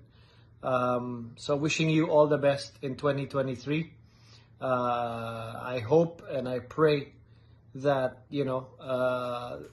the worst is behind us, and may the best of your 2022 simply be the worst of your 2023. Wishing you all well, and hope to chat again soon. Take care, everyone. Hey, Radyo Katipunan, level up! All of the listeners, and to my very good friend and mentor, Noel Ferrer, I hope you're all doing awesome this start of 2023. I can't believe it's been 3 years since we last guested on the show. It was such a fun and joyous trip down memory lane with some of my oldest and dearest friends, Hans and Noel. I can't wait to do it again. Please do invite me. So much has happened this past 3 years. Of course, we had the pandemic, turned everything on its head. Personally, I can share 3 things that happened to me. First is I became Papa to Avery, who's now a beautiful 3-year-old girl. And it's really, really such a blessing, something that we've been praying for the longest time. And there you go, prayers answered. I'm such a girl dad. I tell myself that I will not spoil her, but then no, it's not happening. So if you guys have any tips for some new dads, please send them over. The second thing that I can share with you guys is that after so many years, I finally graduated from the Asian Institute of Management. I was supposed to graduate in 2018. I didn't finish my thesis, and so many things happened. And then last December 2021, I finally marched, and I have now a master's degree in entrepreneurship. So I'm very, very happy about that. So that's a shout out to everyone out there who started something and they want to finish things. It's possible. Go do it. Make that your goal for 2023. And in line with that, the third thing that I can share is that we have a couple of new business ventures that we're starting. We had to close our restaurant during the pandemic. And so we are opening a bunch of new brands and new restaurants. So that's some exciting news that we can share with you probably in the next few months. I started my IT and my production company. And that's doing well. We're doing content and we're doing some app development together with that. And also my consulting business is also doing really, really well this 2023. And it's a lot of fun because I get to meet a lot of people. I get to help them with their businesses. And it's great. It's great that, they ask me for that kind of help. Probably on the downside of 2023, I just found out that I am hypertensive. Yes. And aside from that, my cholesterol is high, my uric acid's high. I probably have stones either in my kidney or gallbladder, so yay. But yeah, they say at my age, these are the things you got to watch out for. So again, you have an inspiration to want to live longer, so you got to take care of your health. Health is wealth. I'm not going to deny that. As I mentioned earlier, I can't wait to guest on the show again. There's so many things that I would want to share with you guys. And of course, with Hans, it's been a while since we caught up, buddy. So we got to get back together and share each other's stories once again. There are things that I want to be able to impart to our listeners, and that would be things that I've learned these past 3 years. From our favorite, or from my favorite, Stoic, Epictetus. He said something to the effect of, you have no control over what happens. but you have control over how you respond. So basically it's saying learn how to differentiate between things that you have control and influence over things that you do not. And that may lead to a more joyous and peaceful life. So with that, I wish you all an awesome and prosperous 2023. Go for those goals, go for those dreams. Who knows, you may hit it this 2023. To all of the listeners, very, very blessed next few weeks, months for all of you. If you have any special intentions, any special prayers, I'm right behind you. And to all of the listeners of Radyo Katipunan, keep on supporting this radio station, keep on supporting Level Up, and of course, my good friend, Noel Ferrer. God bless everyone. Bye-bye. Mga Katipuneros, it's time to level up! Your talk variety program showcasing the best in media and other fields. As we feature the most loved personalities and the best practices of what we truly refer to as Magis. Together with multi-awarded multimedia guru Mr. Noel Ferrer, let's all level up every Friday from 3 to 6 p.m. here on Radyo Katipunan 87.9 FM.